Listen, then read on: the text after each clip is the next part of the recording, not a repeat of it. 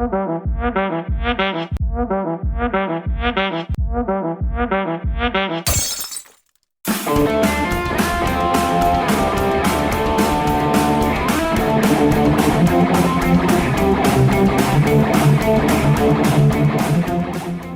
right, hello everyone, and welcome back to a very special episode. We've hit the milestone for us, episode 200, spanning almost 8 years of podcasting, which is insane. Andy, how are you doing? Pretty good. That's an insane number. It seems small, but then when you say it in years, it's a little overwhelming. like 2 inches when you say, it seems small, but it's, once you feel it, yeah. Exactly. I don't want to alarm you, but who is this other person? We got 3 people in here today. I'm peering out of the shadows. Oh my gosh, everybody. Who's that? Well, if you've been listening to the show for a number of years now, you would recognize that is Biff or Nate. We're just going to go with Nate because... Oh man, I haven't heard Biff in a long time. I was like, who's Biff? Yeah. That is me. That's crazy. So welcome back. It's been a while. I think it's good to be back. 70 episodes or more. So it is super bizarre saying episode 200, and I'm with Andy when you're talking spanning it over years. Wow. You guys have been podcasting before podcasts were cool. Yes. I've made the joke many times, but I always laugh at when I commented about 5 years in and Andy laughed or something, or 10 years in. He's like, that'll never happen. And then now we have to, we have to make it 10 years. Yep. Seems ridiculous not to, but yeah, we're here to celebrate episode 200. We're going to change it up a little bit. We thought we'd do something totally different. We're going to go through listener questions. We reached out. We had a couple people respond with some great questions. We'll get to those. It's going to be real fun. But we thought, what could we do? It would be an interesting take, probably cause some debate, and just be fun to record. And that was, well, let's do a bracket. It's March anyway, so brackets are in. Let's talk about video game consoles and use a bracket to argue our way through what the best video game system of all time is.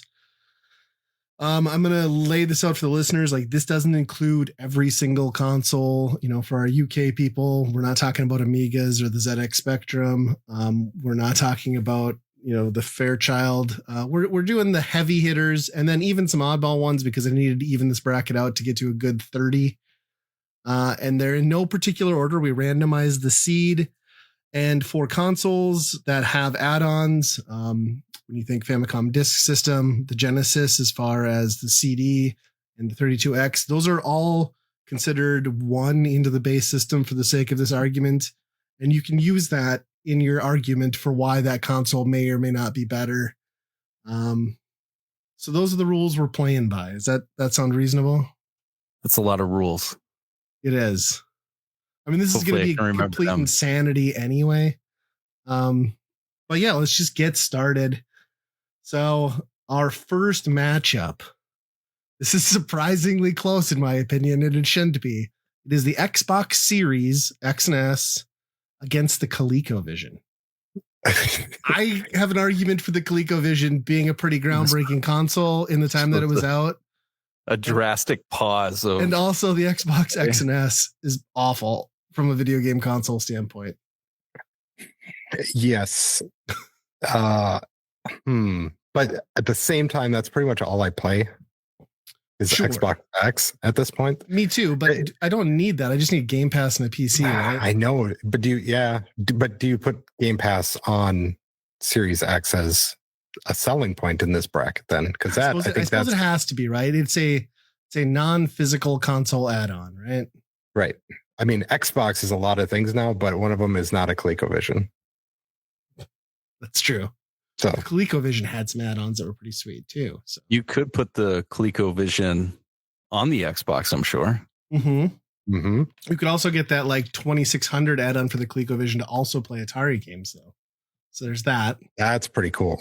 That's like, everybody's like, oh, we're going to have Game Pass on Switch. This bullshit was happening way back then, Yeah. Well, so I'm Team ColecoVision. It sounds like Andy, you're Team Xbox. So Nate, that makes you the deciding factor. You have to murder someone's child here. No problem. So I think people are gonna die here, but I've never played a ColecoVision. So No. Camp. Yep. So I think this is really simple. I think Xbox is a no-brainer. Okay. Done. All right. It's decided. Okay. The Xbox moves on. Next up, this one will be less of a debate. The Philips CDI versus the Sega Master System. Does anyone have a pro CDI argument? Well, I have a long history with the CDI. Oh, yeah? Yeah. I've heard you talk about it once or twice. That's about as far as it gets. I think this one's really simple. I'd agree. I don't think I can come up with one thing. Even one thing that's good on the CDI, right? I mean, it has the worst Zelda games of all time. So yeah. Yeah. All right. We're nuking it. Master System lives on. These are like the schools in March Madness that you never heard of. These are the ranked 16. Yep. You're looking for that underdog. Okay. On to the next one. This one's going to be tough for me personally. The Nintendo 64 has been matched up against the PlayStation 5. And I hate the 64, and I can't make an argument as to why it's worse than the PlayStation 5. We're talking Smash Brothers. We're talking Mario Kart, GoldenEye, Ocarina of Time. And the PlayStation 5 has a bunch of games that are also on the PC. And Astrobot. And Astrobot. Maybe that one won't ever go to PC.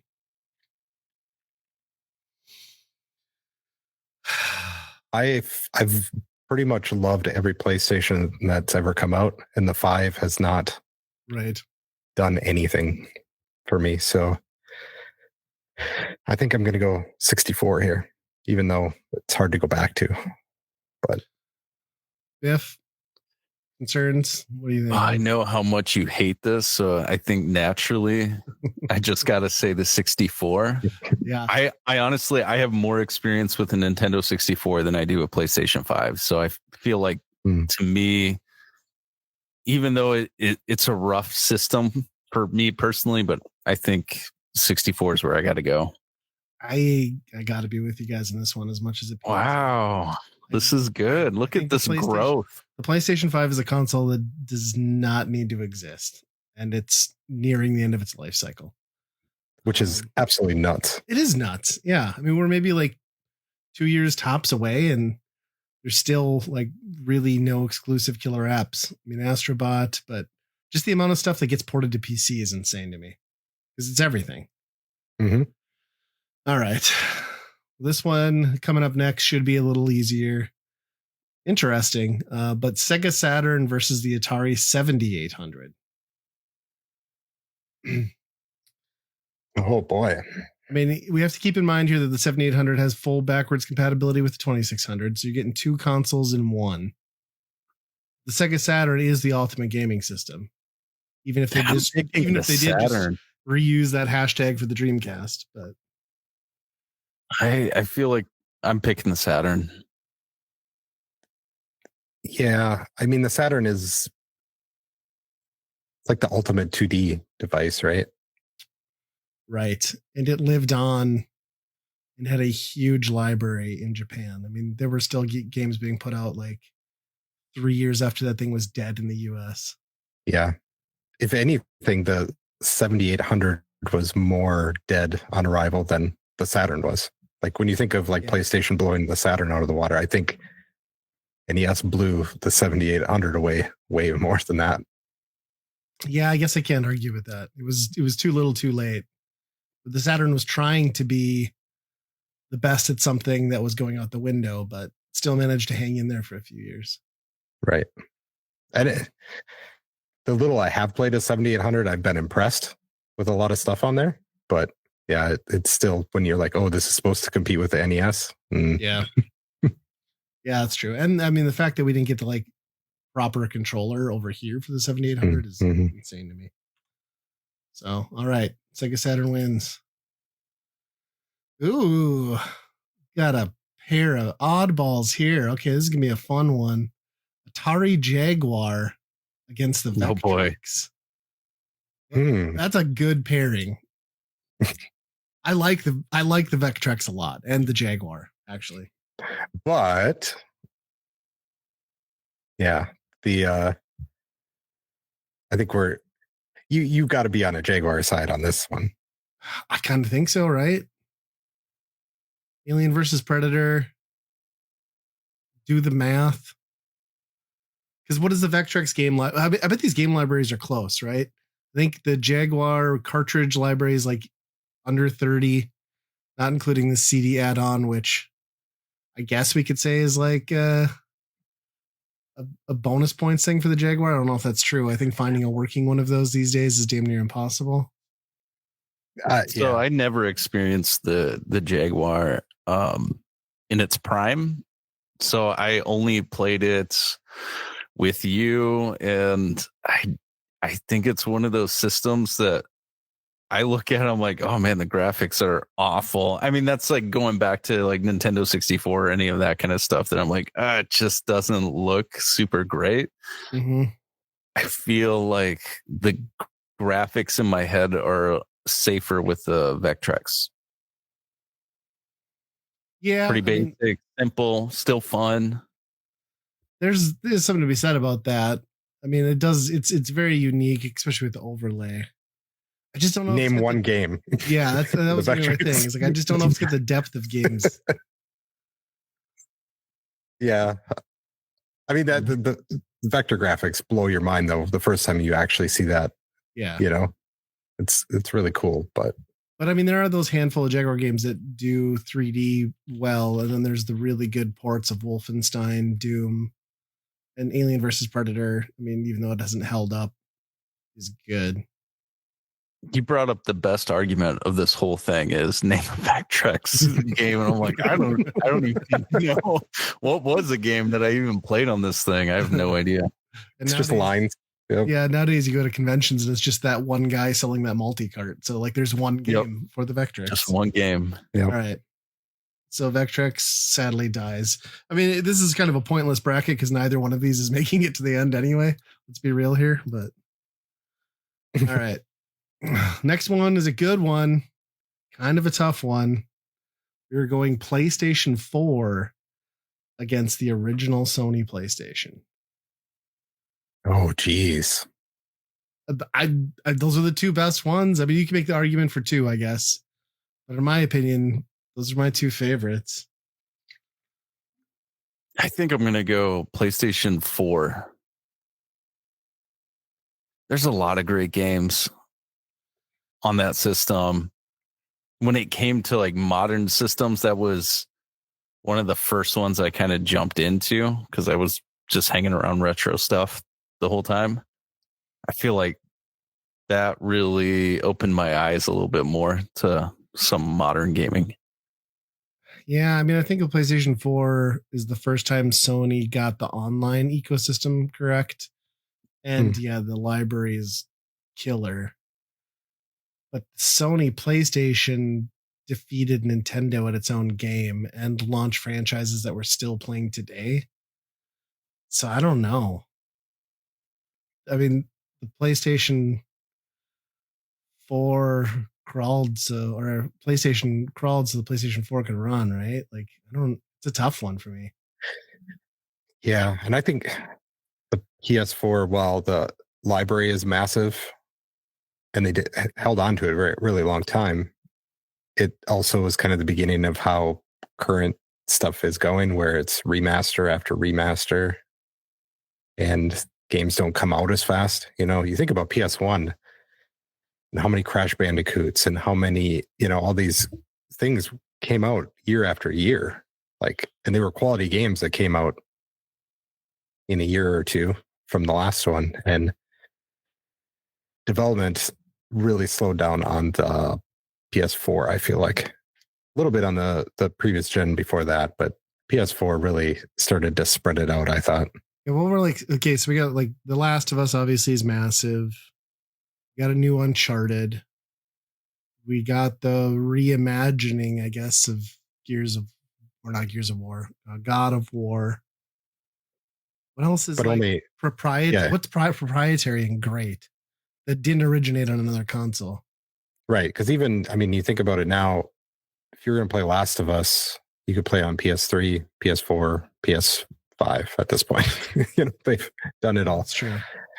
Oh yeah, Last of Us was a PS3 game? Yep. Is that right? Yeah. They ported it 3 times? Yep. So that doesn't even count then. Okay. God, I love the PlayStation 4. But we're talking like the birth of Tony Hawk. We're talking Final Fantasy VII. We're talking the oddball that toppled the industry and put it on its head as an FU to Nintendo. I think I have to go PlayStation, even though I would much rather anytime today pick up a PlayStation 4. I think I gotta go PlayStation. I think I'm with you. Like, there's not enough of the stuff that PS4 just doesn't have the real bangers that the PS1 did. And like a lot of those games turned into PS4 games, down the line. Right. So. Well, suck it, Nate. I lost. I'm okay. The PS1 doesn't have Fortnite though. So. That's true. I'm going to give that as a bonus point to the PlayStation. Next up, interesting matchup. Xbox One and the 3DO.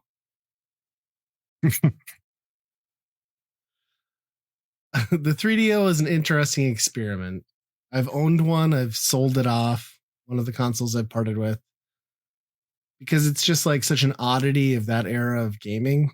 But that era of gaming also doesn't hold up particularly well when they were trying to figure out how to make 3D work and you're basically playing with a Super Nintendo controller. But then there's the Xbox One, which is also easily the worst Xbox console. It gets some bonus points in that I guess you can run Game Pass on it for most games in that library these days. It doesn't run everything particularly well. It required DRM, which they later backtracked on. It required that you have whatever that stupid camera was, which they later backtracked on. And then they just put out the worst versions of their franchises possible. So, well, maybe that's not true because Halo Infinite has come out since then. We got Halo 5, which was meh. We got Gears 5, which was meh. It wasn't even called Halo 5, right? What was it? Or was it? Yeah, maybe I think it was. Yeah.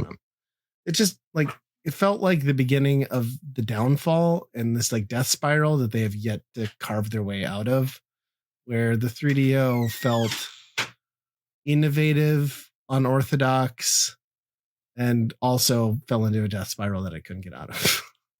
But I think I might appreciate the 3DO more. I don't know. I mean, it's a stupid argument. That was my thought immediately, was like, oh, 3DO is winning this, because the Xbox One's just a disaster. I mean, the 3DO disaster was the price more than anything else. And, correct. The hardware was solid. The hardware was solid. A lot of developers probably didn't use it to the fullest, but EA supported it very strong out the get-go. It had good initial support. It's got one of the best versions of Street Fighter 2. The best in that era, for sure. Mm-hmm. I don't know. Nate, do you have any strong opinions? Man, 2 systems that I have no attachment to and no history with. The 3DO, I probably have played more, which is weird to say. Yeah, that's where I'm going to sit with, even though it's a terrible system, but I just don't have any connection to the Xbox. Yeah. I think I'm more intrigued. Am I crazy? No, I think I'm more intrigued by what the 3DO tried to do. than what the Xbox One tried to recover from. So, do you think there's people screaming at us right now? Oh, for sure. But this bracket's going nowhere. Neither one of these is going to be the best console ever. So again, but yeah, I'm sure there's people that are mad at us. But 3DO wins. Who would have guessed? Clean sweep. Oh, this one's gonna hurt for some people. Whew. PlayStation 2 against the Wii. That's tough one, especially when you add in like virtual console stuff. And if you brought Guitar Hero, like that was kind of a big launch into that kind of realm. That did also get to the Wii eventually, though. And it did. And if we're really being honest, like if we're comparing first gen of these, well, actually all gens of PS2, but like the PlayStation 2 is also backwards compatible with the One. If you bought like the first half of the life cycle of the Wii, that Wii was also a GameCube. So you're stacking GameCube plus Wii plus Virtual Console, PlayStation versus PlayStation 2. But one of them played DVDs, which was a huge difference in this time. But that is true. And one had motion controls. But one would let you order pizza from Domino's. That's true. And one had the Everybody Votes channel. Huh? Think about that. I did use that a lot. Yes, I did too. And I don't understand why. Let's look at future of the systems though. The Wii is very difficult to emulate. And so it really stands the test of time in that way. And if we're being honest, there's a successor to the Wii that rendered all of those games and upscaled them to HD and cleaned them up quite a bit. So if I ever wanted to play with waggle controls, I would do it on the console that came after that. Okay. And that's pretty much the only use for that thing. That was my 100%. Argument. But let's look at this realistically from this standpoint. Would you ever choose to go back and play a Wii game at this point? I don't know that I would, over just picking up a PlayStation 2 game and playing it. It depends. I mean, some of the like Wii Sports solid there's a time and place for that all the time. I think Wii bowling all day long. Yep. We got God of War, we got Jack and Daxter, we got Sly Cooper. Missing a bunch, I know.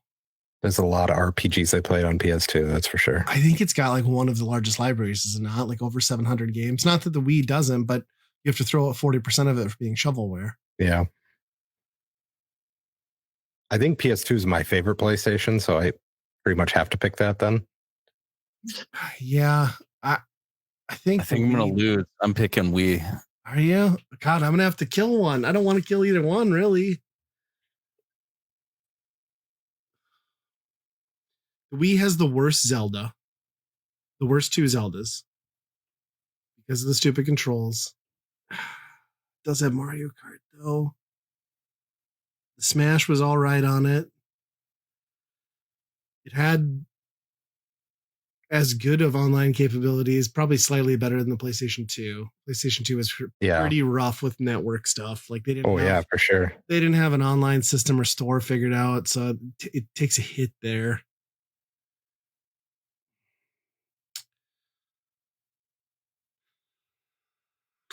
Yeah, I don't know. I think I have to go. I think I got to go PlayStation 2. I think the legacy of the Wii is diminished.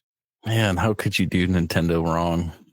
I think they did us wrong by thinking that we needed to jiggle a remote for everything. I think that's where their problem was. It's kind of weird thinking like right now I'd be like, oh, I'll go back and play a PS2 game without any reservations. Yeah.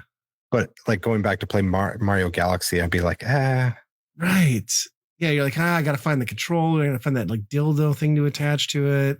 Got to get a sensor bar. I hope my cat didn't shoot through the sensor bar cord for the 28th time. You know what I mean? Like, I'm never going to do it because it's too much work.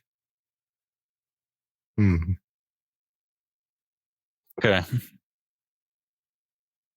Yeah, nobody wins in that one, but I'm going to go with Andy. No, two people win, one loses here. I think unless you're the 3DO. I think there is an argument for the PlayStation 2 being the greatest console of all time, and I think at the end of the day, in my mind, there's no way the Wii gets there. So I think I'm going with that. This next one's fun too. It's kind of like rematch PlayStation 3 versus the Wii U. I dislike both of these consoles greatly in large part, and I appreciate them in others. It's the best place. It was the best Blu-ray player on the market, and still actually is a very functional Blu-ray player today. The PlayStation 3. It introduced that bullshit OS that they used for the PSP as well, which was terrible and got exploited, even though they said it couldn't. It introduced their store. It introduced PlayStation Home. It didn't have a lot of really great games and got, in my opinion, just crushed by the competition in the online gaming space again, because they couldn't really ever get that platform to work well in like a party chat. You know what I mean? Like in the Call of Duty Bro era, the PlayStation 3 stumbled there. And the Xbox 360 crushed it. Right. Because everybody built for the 360, even though the PS3 was more powerful, it was always the inferior version, unless it was, Sony first party stuff, which was on another level than most 360 games at that That's point. True. At the end. But those were so far and few in between. Yep. And then we have the Wii U, which was Nintendo's first quote unquote HD console. It didn't really need to exist. I have fond memories of it because there's like 10 games in that library that released while that thing was out. And undoubtedly over those 3 to 4 years, one of those games was always my favorite game of that year, even though it was on a terrible console. So I like that. It historically accounted for 15% of Pornhub's viewership while it was a relevant console, which I think is impressive. It speaks wonders of that tablet and the internet browser. And every game that was released for it virtually has been ported to the Switch. That was worth a damn. I hate the tablet. But you love the Switch. I like the Switch when I sit on a beanbag and not have it in my hands. Just picture the basement now is like full of love sacks and beanbags. It's all you have. Pretty much. That's all I got. There's a big difference though too. I mean, the Wii U pad feels like a toy. Like just the plastic and everything about it just feels hollow. Like it was, for a kid's toy, Or battery life too. Mm-hmm. It did get Breath of the Wild, which is one of the greatest Zelda games of all time. It did have the Smash Brothers Ultimate, which is still going and is still fantastic. Mario Kart 8, still going, still fantastic. It brought back the Donkey Kong Tropical Freeze, the extension of that Returns franchise. But it just didn't live up to its predecessor in that the Virtual Console was lacking. It was never organized well. The tablet had the pack-in game that utilized it, and then that zombie game, iZombie or not Zombie U, that did something neat with it. But for the most part, it was forgotten. Monster Hunter 3 was also very good on that. Yep. I mean, I think that's probably if you're not counting all the games that are no longer exclusive to it, which I guess that's not really fair to the Wii U because it was there first, but it's kind of got to be considered, right? Yeah, I think so, because I mean they're part of the Switch now. Yeah, I think you have to look back on it and say like what is exclusive to it and makes it fantastic. And I don't know. Or maybe you're right. Maybe that's not fair because you can emulate every retro console at this point. But I think you're right that they just totally failed at their own concept. Nintendo Land was brilliant, and I spent hundreds of hours with friends and stuff and family playing that game. And then they just like, well, that was good. Let's never do that again. Yeah. Yeah. Yeah, I think you're right. Mario 3D World is up there for me, like greatest Mario game of all time. Like but it's also been brought over to the Switch now, so I don't know. I'd say 3. Anybody vote against that? I agree. Yeah. Right. As a guy who owns pretty much every Wii U game, I'm complete collection, box sealed console. That's funny. Yeah, I think it's a tough one, but I think that makes sense. Again, the Wii U was never going to make it to be the greatest console of all time. This next pairing, though, this is going to be rough, guys. So we're talking the Super Nintendo. Oh gosh, Xbox 360. Both powerhouses in their genre, or in their whatever. Man, I instantly went to this is easy. I don't understand what's so difficult about this. For their console generations, these were huge. My time period was like kind of skipped.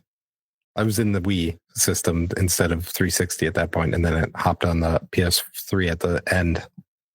So I kind of skipped the whole 360 area. Yeah. I got back into it and got like all the good Xbox Live games and all that stuff, and picked up all the games to play cheap. But yeah, I missed out on a lot of it straight up. So I think that's gonna weigh pretty heavy on this. And I think, like, for me, the thing with 360 is I was a Xbox adopter pretty much out the gate, fell in love with the console, and they cannibalized the later life and potential of the Xbox to bring out the Xbox 360 early to get a jump on the PlayStation. So it was out ahead. It was breathtaking at the time, Cameo and that Perfect Dark game. And we have to keep in mind here, this is like a console that was launched with like a 70% failure rate on its consoles. And they had to provide replacements and fixes for tens of thousands, maybe hundreds of thousands of consoles. And this thing still went on to be a powerhouse. And I think that's in large part to them understanding how the online infrastructure was going to be important. They did something amazing with Xbox Live on the original Xbox, and they really honed it into something that has become the standard on the 360. And I mean, Halo 3 was huge.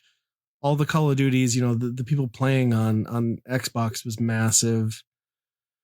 The Gears franchise was dominant. I mean, it just year after year. I'm going to say 3 words. 3 words. Super Mario World. 3 words. 1 word. Uniracers. You're gonna die on that hill.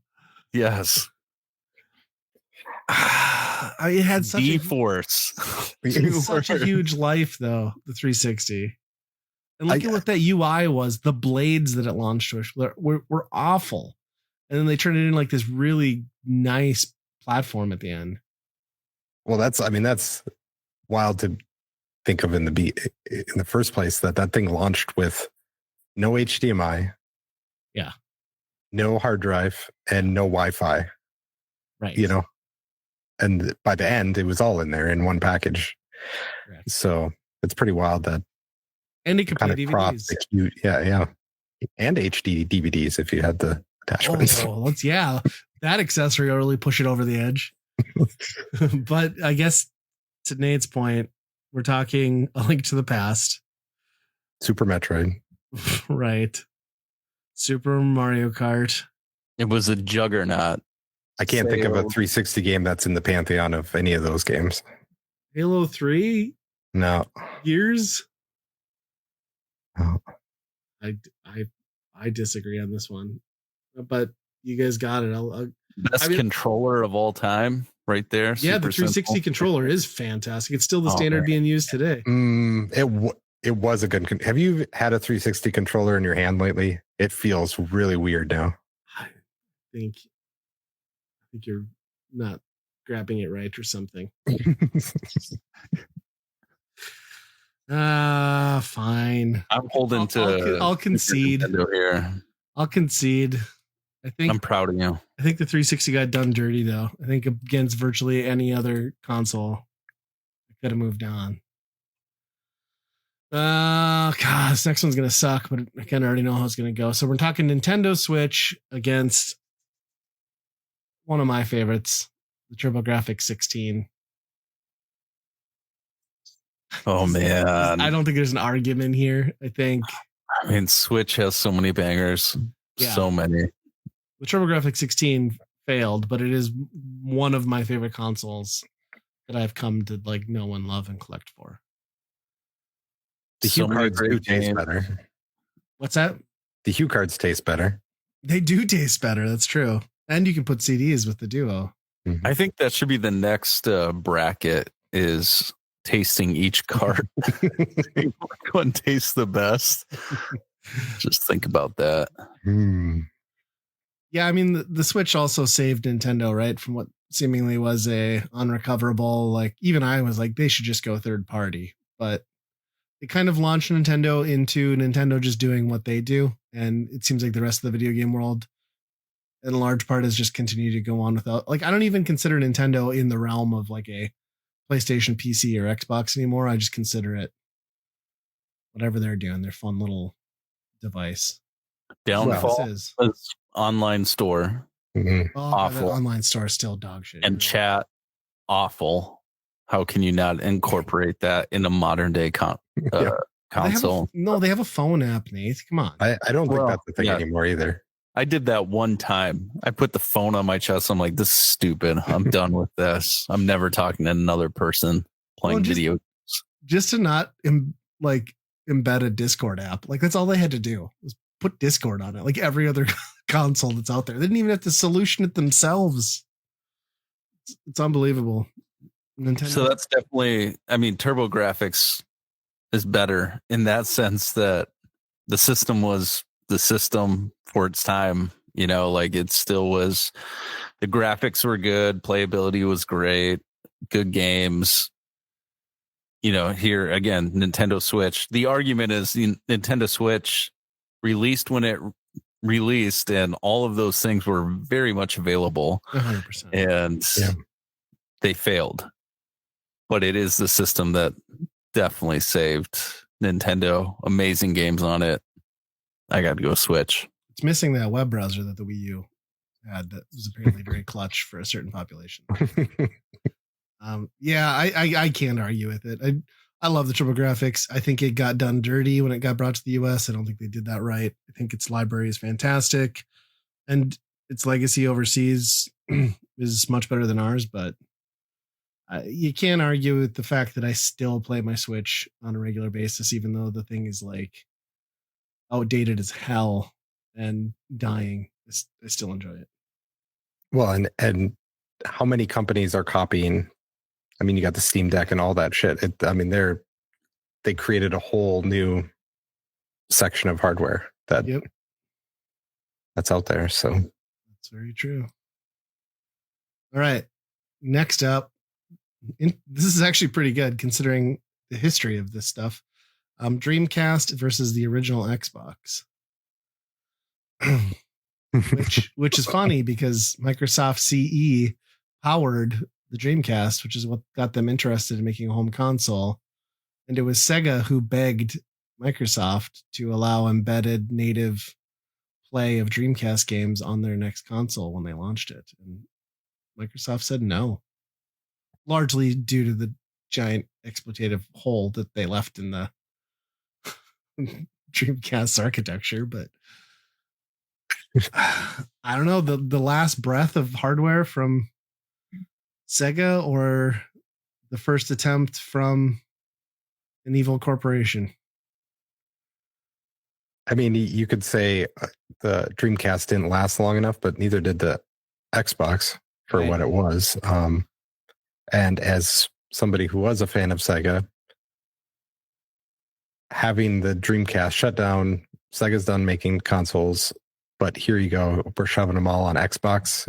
Kind of just, I didn't like that part. So I from the beginning, I already had like a distaste of the original Xbox, even though that's where the Sega games were going to. Yeah, they got a lot of them. But Gun Valkyrie, Monkey Ball. I mean, Nintendo got a lot of good ones too. Yeah.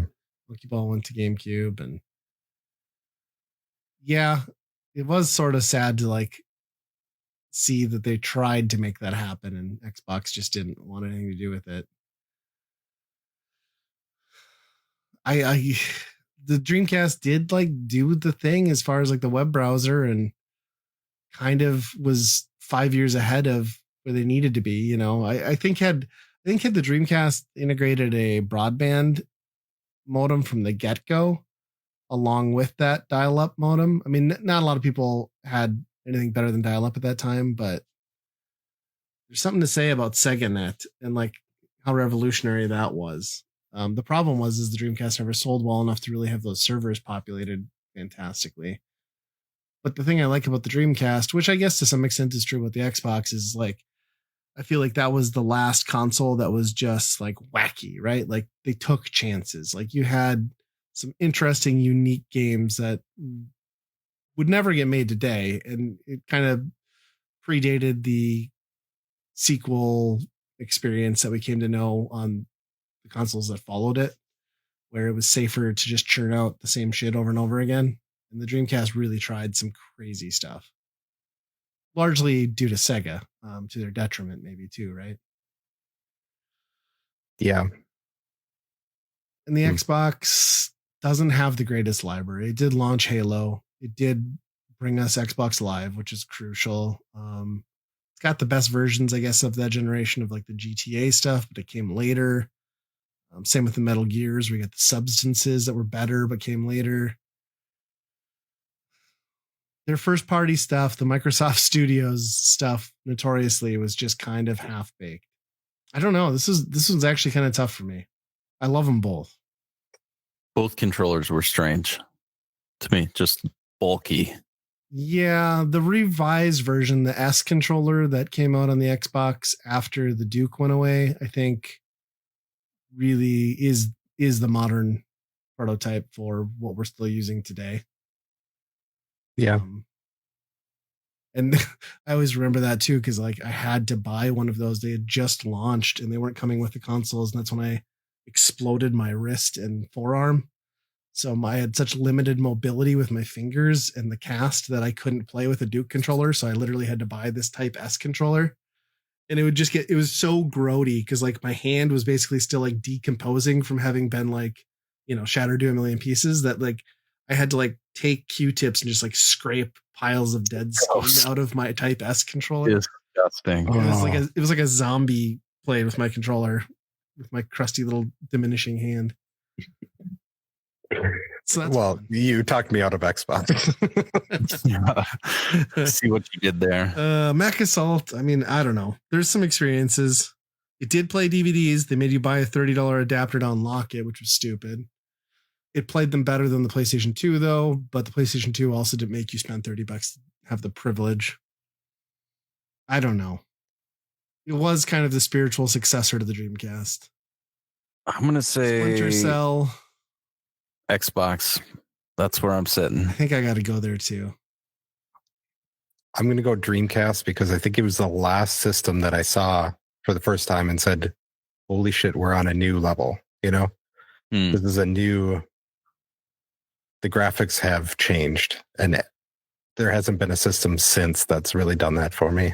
Yeah, the Dreamcast is the last 3D console where I can go back and say that I still appreciate the graphics. But I think, and I agree with you, especially seeing those like NBA 2K games, like you're just like, holy shit. Soul Calibur. Yeah, I didn't know stuff could look that. But I think I got that also from Halo. I think that did the same for me. So, and you guys made me kill the 360. So, right. Gotta get something in there. Yeah, and now you're taking it. We're going Xbox, even though I know we give zero shits about it. This next one is going to be funny. So. It's the GameCube versus the Nintendo Entertainment System. Oh, man. And we got some questions coming in later on in the episode from Frazier. And he and I had a pretty colorful discussion about how the GameCube is not the greatest console ever, and he feels strongly the other way. So somebody's baby is gonna have to die here. Like, I'm the guy surrounded by NES games right now. Well, there's GameCube ones too, but I don't know. I don't know that I can say the GameCube lives out of this. I mean, this is that like Cinderella team that they're not going to go far in the tournament, but you're like, this is my team. I have to push them all the way to the championship, even though that's never going to happen. That's kind of how I'm feeling this is going to go. I'm going to preload like where we're going in the end, but I could make an argument for the NES being the greatest console of all time. That's my baby. The NES is my baby. Like that was redefining. I mean, that system redefined video games 100%. Like 100%. Changed the whole industry. Brought graphics, even though they weren't amazing, but brought graphics that were superior than the Atari. The being first time you played Mario character, yeah, that was a huge leap for home consoles. I mean, to me, that's hard to beat. GameCube, man, I'm just crapping all over it already. I'm like, the GameCube's fine. Like, the games are good. The system was good. Had an amazing load screen. Let's give them props to that. That's fun. It's got a handle. And if you hold if you hold got the a handle, it makes like weird childish like giggles during that loading screen. I didn't know that. It was more graphically powerful than the PlayStation 2, even though nobody, back in that day, it was a very heated discussion. People were I hate Nintendo, they're trash, and wouldn't give the GameCube the time of day. I do think it has the worst 3D Mario. Sunshine sucks. It does have Smash Brothers Melee, which you can't fault that game. That was so good. Still is. The mini disc choice is perplexing. I get why they did it from a piracy standpoint. The design of the console, it was hard. This thing came out when I was in college. It was hard to have that thing sit under your TV and not feel like an asshole when people came over and saw it. Especially if you had the Barney purple one. It's called Indigo Blue. Yeah. Barney. It did get the Game Boy Player add-on, which might be one of the best add-ons of all time. Mm-hmm. But it's got a solid library. Just the link cable stuff too was pretty cool. Yes. Wind Waker, still up there. One of my favorite Zelda games of all time. Mm-hmm. Pac-Man versus. Oh, Versus is so good. Yeah. I should look over. I can look at my games. BMX Triple X. Mario Kart Double Dash. I still think that's probably the best Mario Kart. Not gonna lie. You got Rebel Assault, those Star Wars games. You got the Mario parties were decent at that point. You got the collections of the Zeldas, so you get like the Master Quest if you pre-ordered Wind Waker. You get the promotional disc that you could get from Nintendo with all the old games. So it really had kind of like the full scope of what Zelda had been up to that point. Metroid Prime is huge. WarioWare, there was one. Yeah. I can sit here and I have to do a double take on it. But I think it comes down to kind of the same situation with the PlayStation 1, the PS4. Where it's like, right, NES was cranking that stuff up out like crazy, and it was like top notch, like industry defining games over and over and over. Yeah.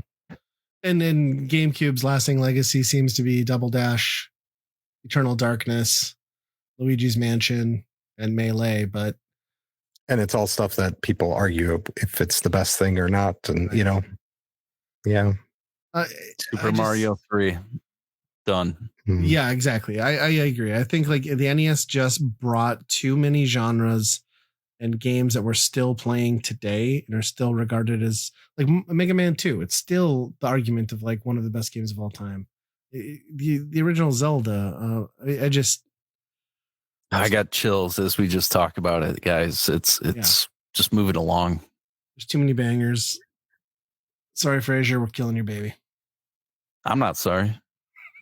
I don't care. Want to fight? It's dead. Let's throw it out right now. All right. Next one should be less investment from us. The Atari 5200 versus the Intellivision. Oh my gosh. That's gross. I don't care about either one of these. I'm going to go with the Intellivision because I think that has a legacy, even if what's his name tried to just destroy it. I will follow suit because I just don't care. The 5200 is objectively awful. Yeah, I mean, if you've ever held that controller and not vomited, there's something wrong with you. Is that the one with the keypad? Yeah. It's got the keypad and that joystick that doesn't like recenter. It's so awful. No. All right, killing it. That was a fast one. Done. Neither one of these are going anywhere anyway. Next one. There's some arguments here, but probably not much. Sega Genesis against the Atari 2600. The home console, the Atari 2600. That ruined video gaming. I mean, well, it overstayed its welcome, right? And they didn't know that you needed to iterate on hardware. That wasn't a concept at the time, but it had a 10-year lifespan.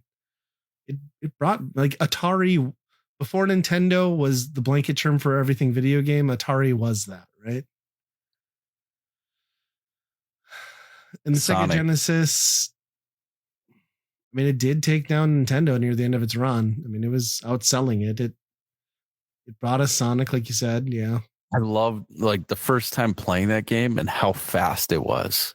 Yes. And there wasn't anything on Super Nintendo that played like that. No. Don't you besmirch Bubsy. Bubsy had all that speed and the attitude. He was great. He had the t-shirt, no pants.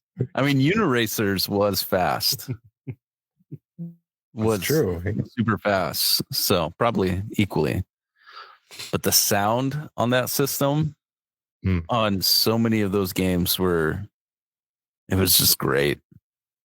Yeah, that sound chip and that distinctive Genesis, like tinny tinge is something there. Even though I think, like, looking back on it objectively, Sonic games are really not very good platformers. I think they kind of are bad, if I'm being honest. I can't play them as a platformer though. They're not.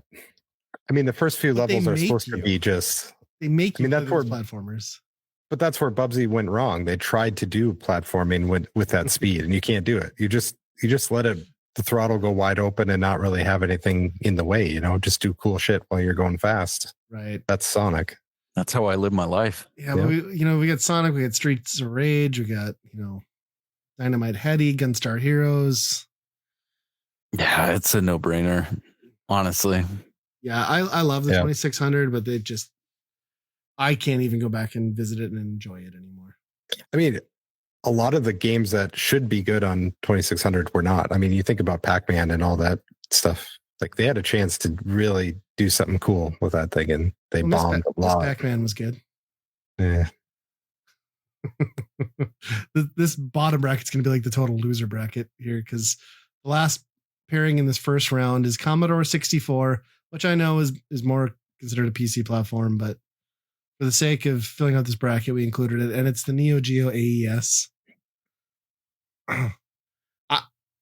I think the Neo Geo AES is fantastic. I love Neo Geo. It was a luxury item where the Commodore 64 was a thriving community, and people, it was the beginning of sharing discs and, piracy, and it has a lasting legacy, and so does the Neo Geo AES. But I think if we're looking at what they did in the time they were around, one of them was on the mainstream's radar or the fringes of it, and one was something that most of us didn't know existed until we got the internet in adulthood, or at least the three of us. Am I wrong in that?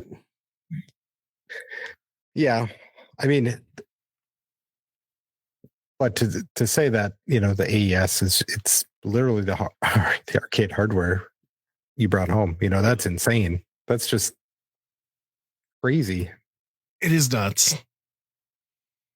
But its price point was also, 3DO disgusting. Unattainable. Just. But I guess maybe the argument goes back to what Andy said earlier. Name one Commodore 64 game. Easy. Yeah. I think it's a Jackie Chan game. Yeah, Jackie Chan 64. Staring at my C64 Mini, and I'm like, I don't even know what's on it. Like, I have no idea what's on that. I love Neo Geo. Love it. Okay. So Neo Geo? That's where I'm sitting. Okay, let's do it. Yep. Okay. We're here through initial rounds. We're going back up to the top. Are we winning? Yes. Xbox Series X and S against the Master System. That's a kind of a tricky one. I know. The Master System has some bangers. It's the best version of Double Dragon. If you don't agree with me, you're wrong. The NES version is inferior.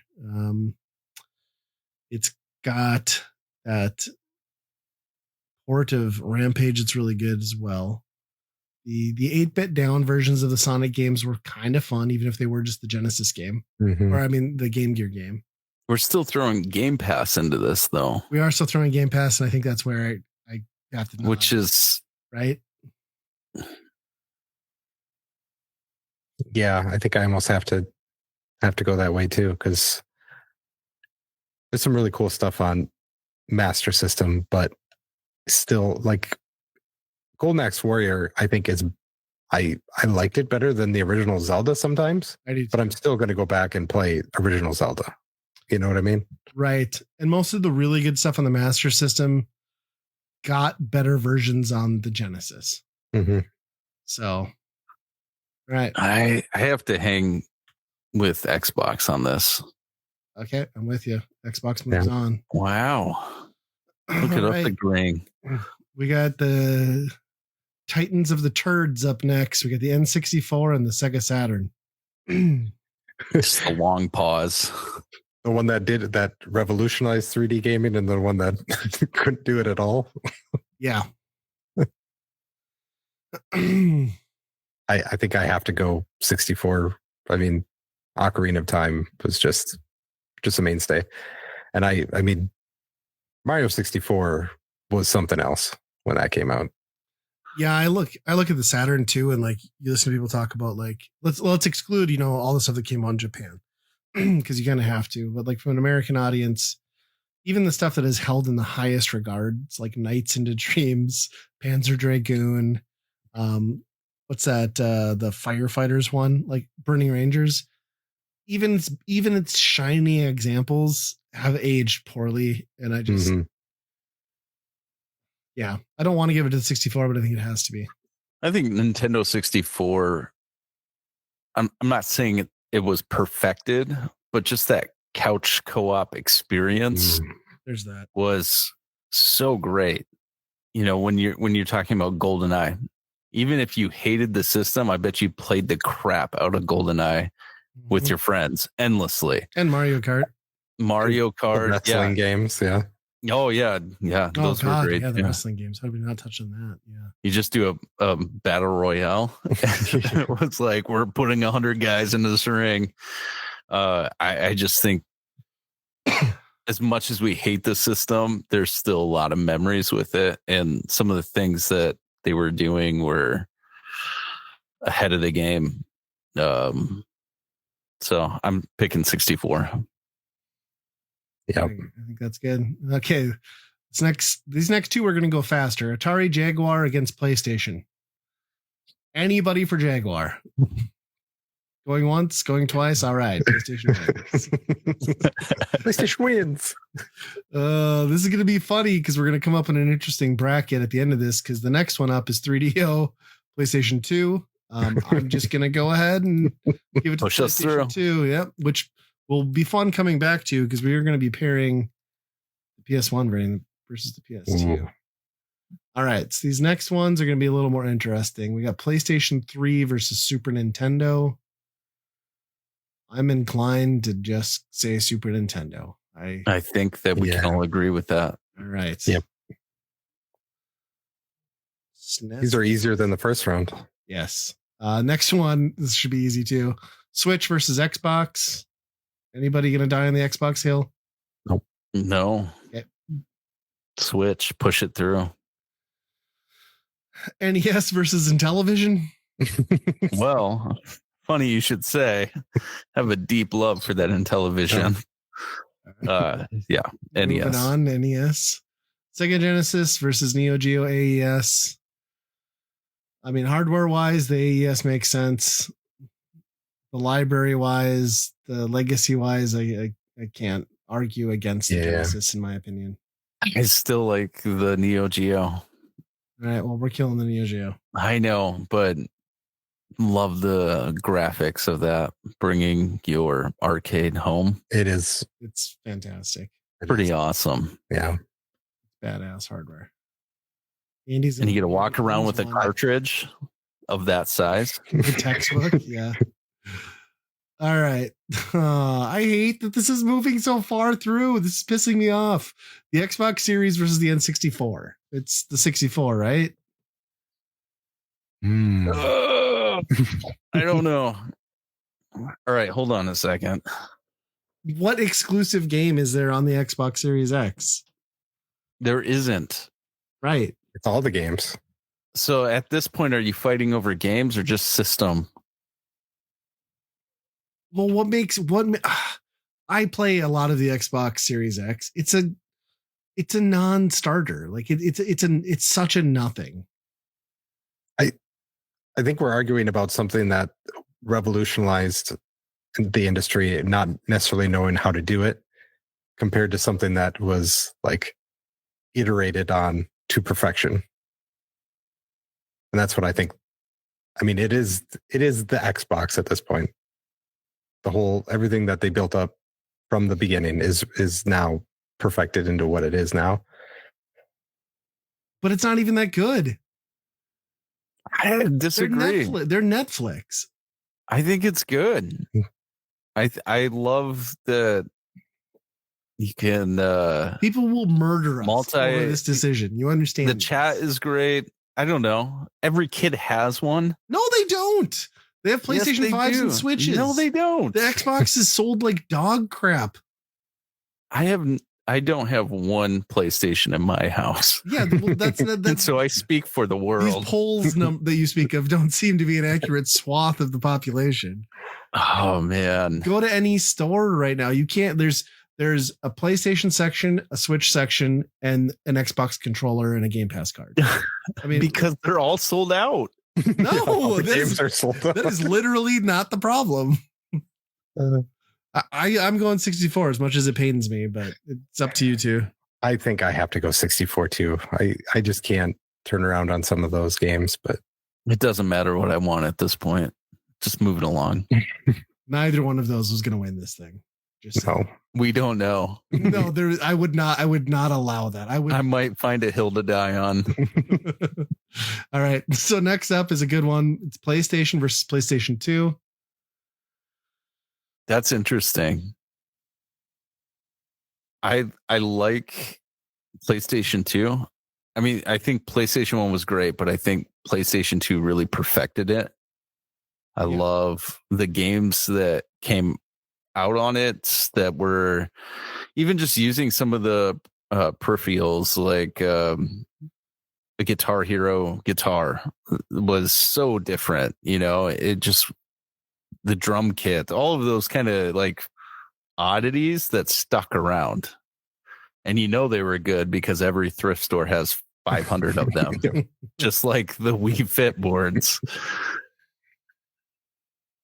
I think I'm going PS2 as well. I mean, it was the first one that I looked at and it was like this. Some of these graphics look like real life. I mean, obviously now you still go back, but like Gran Turismo, when that came out, it's like these cars look real. These are real cars.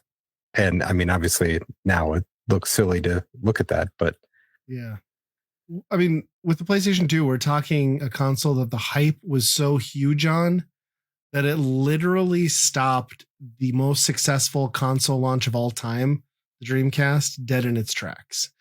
In anticipation of in 9 months the PlayStation 2 is coming. Mm-hmm. I'm not buying a Dreamcast. Like that's how fever pitch it was and how like breakthrough its graphics were at the time. And it is backwards compatible with the PlayStation, so it really helped the original PlayStation have a longer life and keep those budget titles and kid-friendly titles coming well into the PlayStation 2's life cycle. And like you said, the DVD player, like it was retailing for the same price as a DVD player at the time. Yeah. So I think its legacy, I think the PlayStation was groundbreaking, but I think the legacy of the PlayStation and its library as a whole, yeah, I'm with you guys. PlayStation 2 it is. All right. How many are we at? Are we at the Elite 8 or Sweet 16? We're at the Elite 8 right now. Yes. All right, so the next one is Super Nintendo versus Nintendo Switch. Oh. This is tough. I mean, the Switch has got Tears of the Kingdom, which is also you can play Super Nintendo Online. Yeah. You can do that. Get those Koei Tecmo games that they just dropped so graciously for us. It's somewhat figured out online gameplay and friend stuff. It hasn't figured out chat. Its library is solid. It's also, I think we're forgetting now because there's so many more options that are comparable and getting easier, but it let us take like 30 FPS locked AAA titles on the go very accessibly in the years that it launched in 2017. And that wasn't an experience a lot of people had. They got the stupid Joy-Cons, though, that you have to use for controllers, which suck. It does suck. Mine are all broken, and I'm not buying any new ones yet until the new thing comes out. Yeah. Outside of Zelda, is there a landmark Nintendo game that came out, launched on Switch? Bayonetta 2. That was Wii U. Was it? Yeah. Okay. Both Zeldas. So you're getting like two incredible games. Well, the first one came out on the Wii U, though, too. But it was launched for Switch, though. Yeah. Sure. I mean, I liked Mario Odyssey a lot when it came out, but it still is, it's not one that I want to go back to like other ones. I mean, like Nate said, Super Mario World. Mm-hmm. What are you going to say against that? I'm trying to read game titles and see if there's anything else that sticks out. Because if you include the library and we say greatest games of all time, we can make an argument for Breath of the Wild, I think, probably. But like a top 10 list, you're gonna have Metroid, Super Metroid. You're gonna have Link to the Past, given. Super Mario World. Oh, Chrono Trigger. Super Mario World, yeah. D-Force. Just gonna keep on throwing that out there. Uniracers. You would say stunt effects, but I think I'm on the other side of that. Yeah, I love stunt race effects. All the Mega Mans. I mean, there's a shitload of games that are greater than Nintendo Switch also, right? But they're also on everything at this point. Where that Super Nintendo library for its time was exclusive to that console. And like the sound design, that pivot at the end with the FX chips and the things they were pulling off in 2D, where the legacy towards the end of the Switch has been like, how horrendous will this thing run? You know what I mean? Like Tears is rough. Most of those Super Nintendo games like are smooth. Yeah. Mm-hmm. Like they're not a mess. They're man. I'm gonna go to Super Nintendo. I think I have to go Super Nintendo. I could go either way, but I think it's got. Wow, that's hard. Legacy.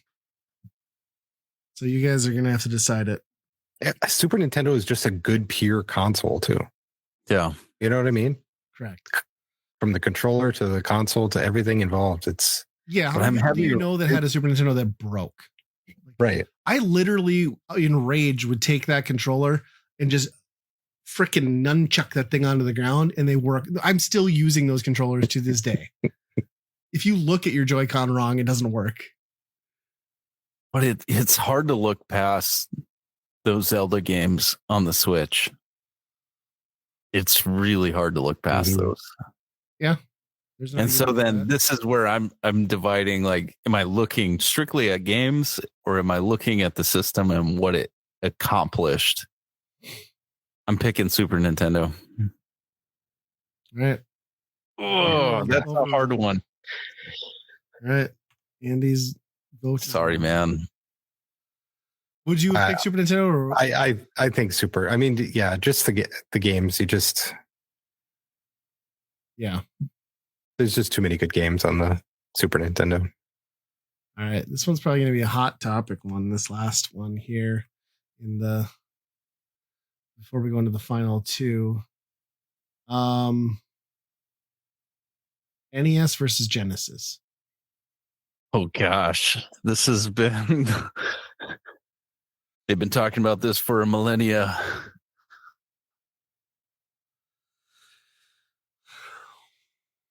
Genesis came out in 89, beat the PlayStation or the Super Nintendo to the punch, so it was directly competing against the NES for a couple of years. Well, those games in 89 were a little rough, right. But they were not great when the NES was good. Man, I'm sticking with NES on this. The nostalgia is way deeper. I would be betraying every fiber of my being if I also didn't side with the NES. So I guess we're killing the Sega. You can't have two Nintendo boys. Gosh. Against Andy. Andy's like, I love Sega. But I can't come up with an argument against it. To vote for Sega. I mean, nostalgically, that's what I would go for. But realistically, when you're talking games, it's hard to. It's so tough too in hindsight because the Sega gets such a bad rap in the fact that like they're no longer in the console game. Like, sure, we're still getting Sega stuff, but like, it's not the console wars anymore. Like, they're not a manufacturer, so they don't have some of that continued love that I think Nintendo benefits from. Right. I'll let it die here because I don't want to have the Super Nintendo versus Genesis. Because then I'll really be conflicted. Yeah. Yeah. So would a lot of people. All right. Final four. It's 64 against PlayStation 2. There is no way in hell that I'm letting the 64 go any further. Okay, hold on a second. What's our remaining four? Just so I can recap. It's N64 against PlayStation 2 and then Super Nintendo against NES. So we're going to have to kill a baby on the second one for sure. That's interesting. Every time we do these things, I'm just like, God, we suck at this. Like when we did our like 100, like top 100 games of all time or something, or top 10. And I don't know. I'm going PlayStation 2 against the 64. It was a nice Cinderella story for the 64, but not for me. It was painful. It's 2-1. I'll do PlayStation 2. I'll do PlayStation 2. It's unanimous. Okay. Just slapping the people that say Nintendo 64 is the best system that has ever been created, which I hear all the time. So this goes out to you.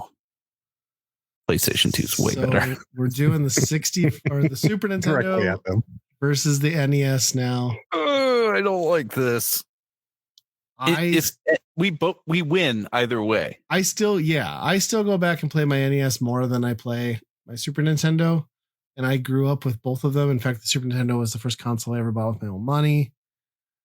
And I love a lot of the games on there. But I'm inclined to think that Super Mario Brothers 3 might be the greatest Mario of all time, at least 2D. And experiencing a console and a game like the original Mario Brothers, where it became a world and I wasn't contained to a single screen and I was adventuring, like that shit blew my mind as a kid. Same as like Zelda to a lesser extent because it had the screen scroll, but still, I can't separate myself from that. I think those things got perfected in like Super Mario World and A Link to the Past, but the fact that they came into being on that NES console and how like dominant the NES was, like that was in like what, one in every 3 homes in the United States. I mean, Yeah. it was everything. It was everything to me as a kid. The Nintendo was everything to me as a kid. I have to go with it. I mean, that's what everybody had at that point, you know. Every single person you knew was talking about whatever NES games and trading them and borrowing them and all that stuff. To this day, though, do you feel that 16-bit look holds up a little bit better? Yeah, than for sure. No question. So yeah, I go back and play the NES, but the Super Nintendo art style and all that still holds up, where you're like, this still, like, it looks good. It's not like, I kind of see it. There are some very clear, like visually great looking games on the NES. There's quite a few of them, but the Super Nintendo really holds up. Like, it stands the test of time. But, and I think there's something to be said. Maybe, I mean, this might be wrong to factor it in, but like, I don't know that the NES can take down the PS2. I think the Super Nintendo could. If I'm being so now you're just playing the bracket. You're not even. You're like, a Nintendo product has to win. No, not necessarily. Like, it would be tough for me to say. I don't know. I just think like the disparity. I could say it either way. We know where I'm going. So I guess we got a 1-1, and Andy, you're. That's, oh my gosh. You're right. If I was going to play something today, it'd probably be something on Super Nintendo. Because you got Mario 3, which is probably one of the few things that it's like, this is better on NES. You can play it on All Stars. It's true. It's true. It is better. I'm saying Super Nintendo. I don't like it. But I did. This hurts me way more because I fought in the war and I was on the opposite side. I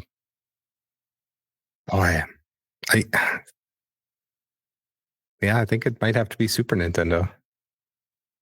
Okay. I think that was. I'm sorry, NES. The RPGs. I mean, you think about all the RPGs on the Super Nintendo too. That's true. Yeah. Okay, this is it for all the marbles. Oh man, an hour and 20 minutes into this conversation, almost. PlayStation 2 or Super Nintendo, greatest console of all time.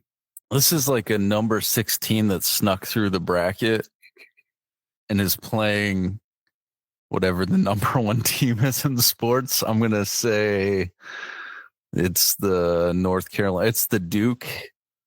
It's the Duke of basketball or video games. Yeah, this is a tough one. Do you have more memories with the PlayStation 2? I have as many. Really? Yeah, I do too. Interesting. I mean, we didn't even get into like the SOCOM revolution and like the stuff the PlayStation did later on. You know, it did introduce a hard drive. It had EverQuest Online. It had a Final Fantasy Online.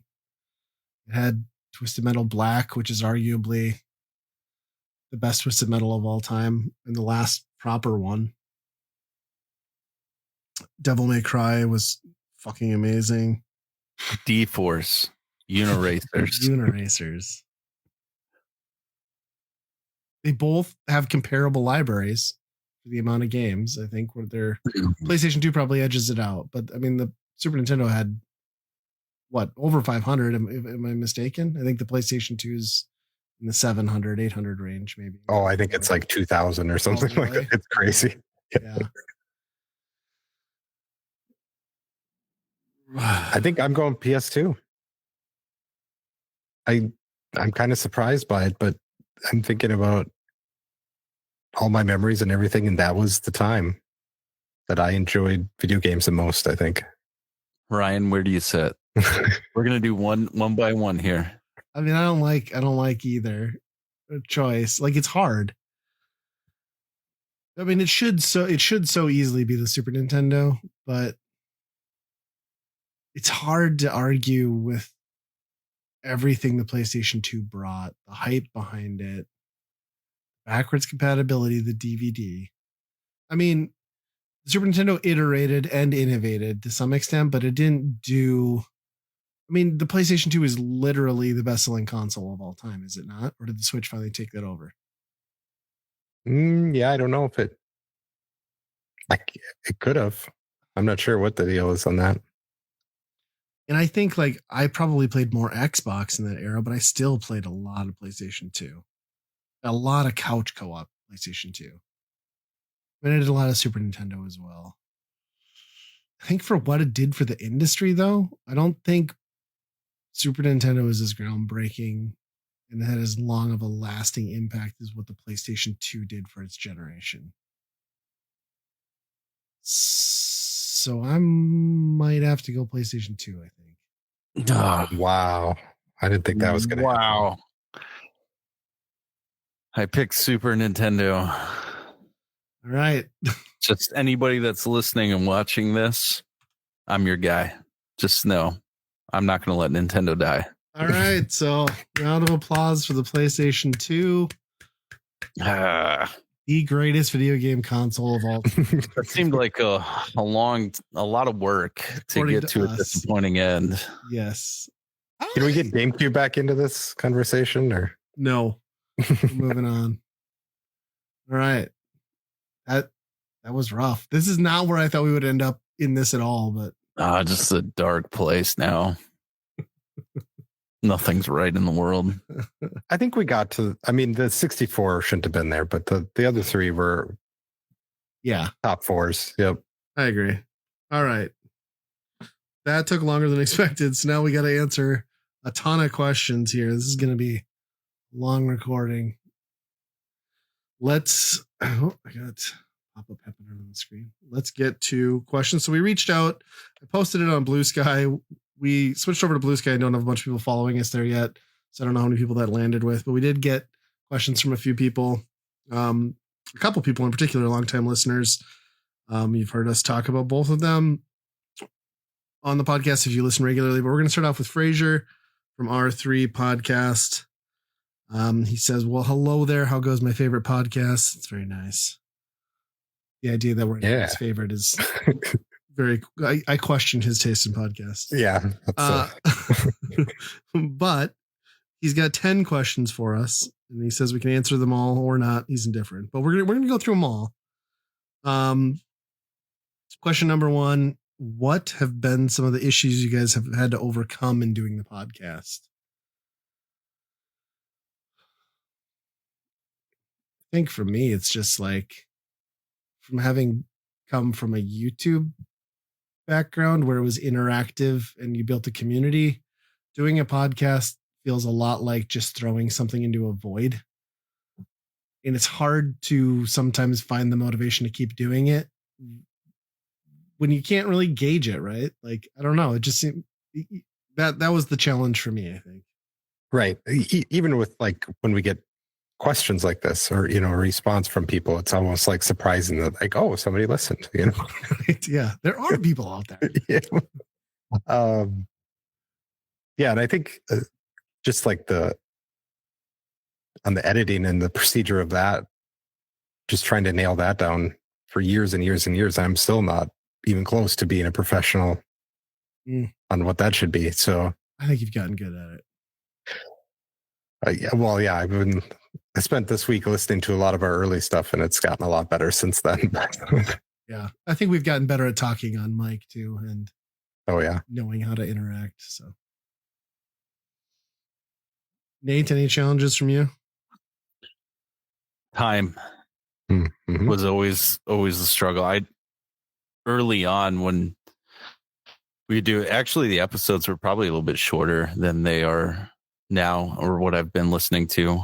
I think it was just like, how do you balance doing a 2-hour thing with family? And just at that time, we were all battling like bedtimes with kids, and I mean, trying to figure out like, when is the best time to do this? And then for one person was like, well, Wednesdays don't work, so let's move Mondays. And then it was Tuesdays. And so staying consistent was difficult just because of time and life. Right. Well, and then, we play games for the podcast outside of this, and that always was a struggle. Sometimes you had plenty of time and you'd get in depth on something, and the next time you just didn't have the time to go through it the way you want to. Yeah, when we were doing like the full 3-game Burn and Burn, like, I mean, that was, minimum of an hour of your time, which was hard enough to find. And yeah, which sounds crazy, but yeah. I think the greatest stretch for me was jumping into it. I was really one-sided on video games. I didn't really know much outside the NES because I really didn't care. And so when I jumped into the podcast, it was like, you guys were talking about everything. And I'm like, I don't have anything to contribute. I don't have anything that I can talk about outside of retro NES games. And so that was always a stretch where I'm like researching and trying to figure out like, what the heck are you even talking about at this point? But it was, it kind of brought in my video game knowledge. And poisoned you is what you're saying. Yeah. You ruined me. You grew the sickness. Yeah. Well, it might be the other way around because now we barely talk about video games. So. Right. It's not, it's barely a video game podcast anymore. This next one is good. This is the second question. Who is your favorite Spice Girl and why? I mean, I'll go first. It's Ginger Spice. I married a redhead. I didn't pick her. If that doesn't give you some insight, Ginger all the way. So, I'm trying to go through the list. Well, yeah, like sporty, naughty, baby, posh, naughty. Ginger. Who is naughty? No, wasn't it naughty or scary? Scary. There you go. Yes, naughty. Scary, naughty. That's a whole different Spice Girl lineup.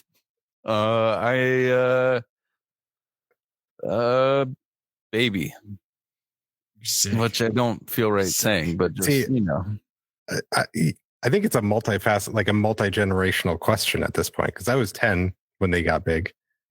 And I think Baby was probably the one for me at that point. But as I grew, I think Scary became more of like the personality. And they should have made her a little bit more goth. That would have been, they missed out on a huge demographic there. The fact that nobody picked Posh Spice is shocking to me. I mean, that woman is still gorgeous. Which one is Beckham's wife? Posh. Yeah, that's her. Oh, I have no idea. I just took a shot and thought it was Baby. No, Baby's the one that dressed up like a baby, which makes me a little creeped out by the two of you. But whatever your kink is, that's fine. She was a like blonde a with blue hair. She had the ponytails. Yeah. She did not dress like a baby. That was her whole MO, dude. She had like teddy she's bears walking around in a onesie. Yes. More like she was more like a Barbie. More like a, I don't know. I think you're both crazy. All right. Clearly. Okay. Ginger, okay. I'll support that. So number 3, what are your top 3 podcasts you guys are currently listening to? Well, R3, of course. Yes. I enjoy the Fire Escape podcast because that one is completely unhinged in some of the greatest ways. I mean, any podcast where a man with full conviction says butthole adjacent mac and cheese is still mac and cheese and means it is a podcast you should be listening to. Yes. I mean, you got to start from the top on that conversation to get there. And it's a journey every single episode. And then, the Stone Age Gamers. That's Chris and Dan. Yes. Some great personalities. And I usually jive with a lot of what they're saying on the games that they're playing. Yeah, I would probably throw Kegcast into the mix as well. I listen to them regularly. But for sure, like my non-skips are Fire Escape, Stone Age Gamer, and then R3. R3's, I appreciate that those guys are monthly because it like gives me the chance to digest them. Because sometimes I'll go like a week where I don't get to listen to a podcast, and I never catch back up on all of them. I'd probably give a nod to the Go Nintendo podcast also. I don't listen to them regularly anymore, but I do enjoy them. You listening to podcasts these days, Nate? I don't listen to podcasts. You just guessed on them? I would say I listen to Weekend Rental. Not regularly. In preparation for this episode? No, I do listen to you guys as much as I can. And that's about it. I listen to a lot of work ones. I knew you didn't listen for a good stretch when you messaged me about Vampire Survivors and how great it is. And you're like, have you played it? I'm like, have you listened to any of like the last 10 episodes of the podcast? I stopped messaging you anything about video games because you're clearly not listening to what we just talked about. And then I felt really bad. So I was like, I'm just always going to stick with, hey, how's it going? Now, have you checked this game out? People fall off. I get it. This next one's fun. So his fourth question is murder, marry, bone, Korean food, Indian food, Mexican food. And he says, I mean the good food, not whatever Taco Bell is, or whatever the Korean or Indian equivalent of Taco Bell is, which I don't know what that would be. Okay, slow down, repeat. So it's going to be murder, marry, bone, Korean food, Indian food, or Mexican food. I'm going to marry Mexican food. Okay. I mean, even Taco Bell, I'll throw it in that mix, but chips and salsa, you can't go wrong with that ever. Then I guess Korean food, which I can get down with. That's pretty good. And what was the third option? Indian. Yeah. Hard okay, pass. you didn't know what it is, but you're going to kill it. Hard pass. I just don't. I'm not a big curry guy. Sure. It's not my thing. I think I'm going the same exact route on that. I am the stereotypical white guy, and I do not explore too many other foods outside of that. And you're a meat and potatoes guy. I've slowly been forcing you over the last 10 years. Yeah. I mean, a tomato is about the hottest pepper I'll eat. So I do enjoy Korean barbecue. That's amazing. And a lot of authentic Mexican. It's really good. But I'll still probably take Taco Bell over that, which is pretty hard to say. If I could cheat on all of these with Chinese food, that's what I'm doing. I'll do that 7 days a week. Yeah. Interesting. Okay. Well, I'm gonna murder Indian food. I love Indian food. But that the spices, it's a time and place. I can't do that every day. I love a good naan and that. So I'm gonna murder that. I'm gonna bone Mexican food because I like it a lot. But I think in the grand scheme of things, Mexican like culinary depth is pretty lacking. And I'm gonna marry Korean food because there's just so many good seasonings and flavors. I mean,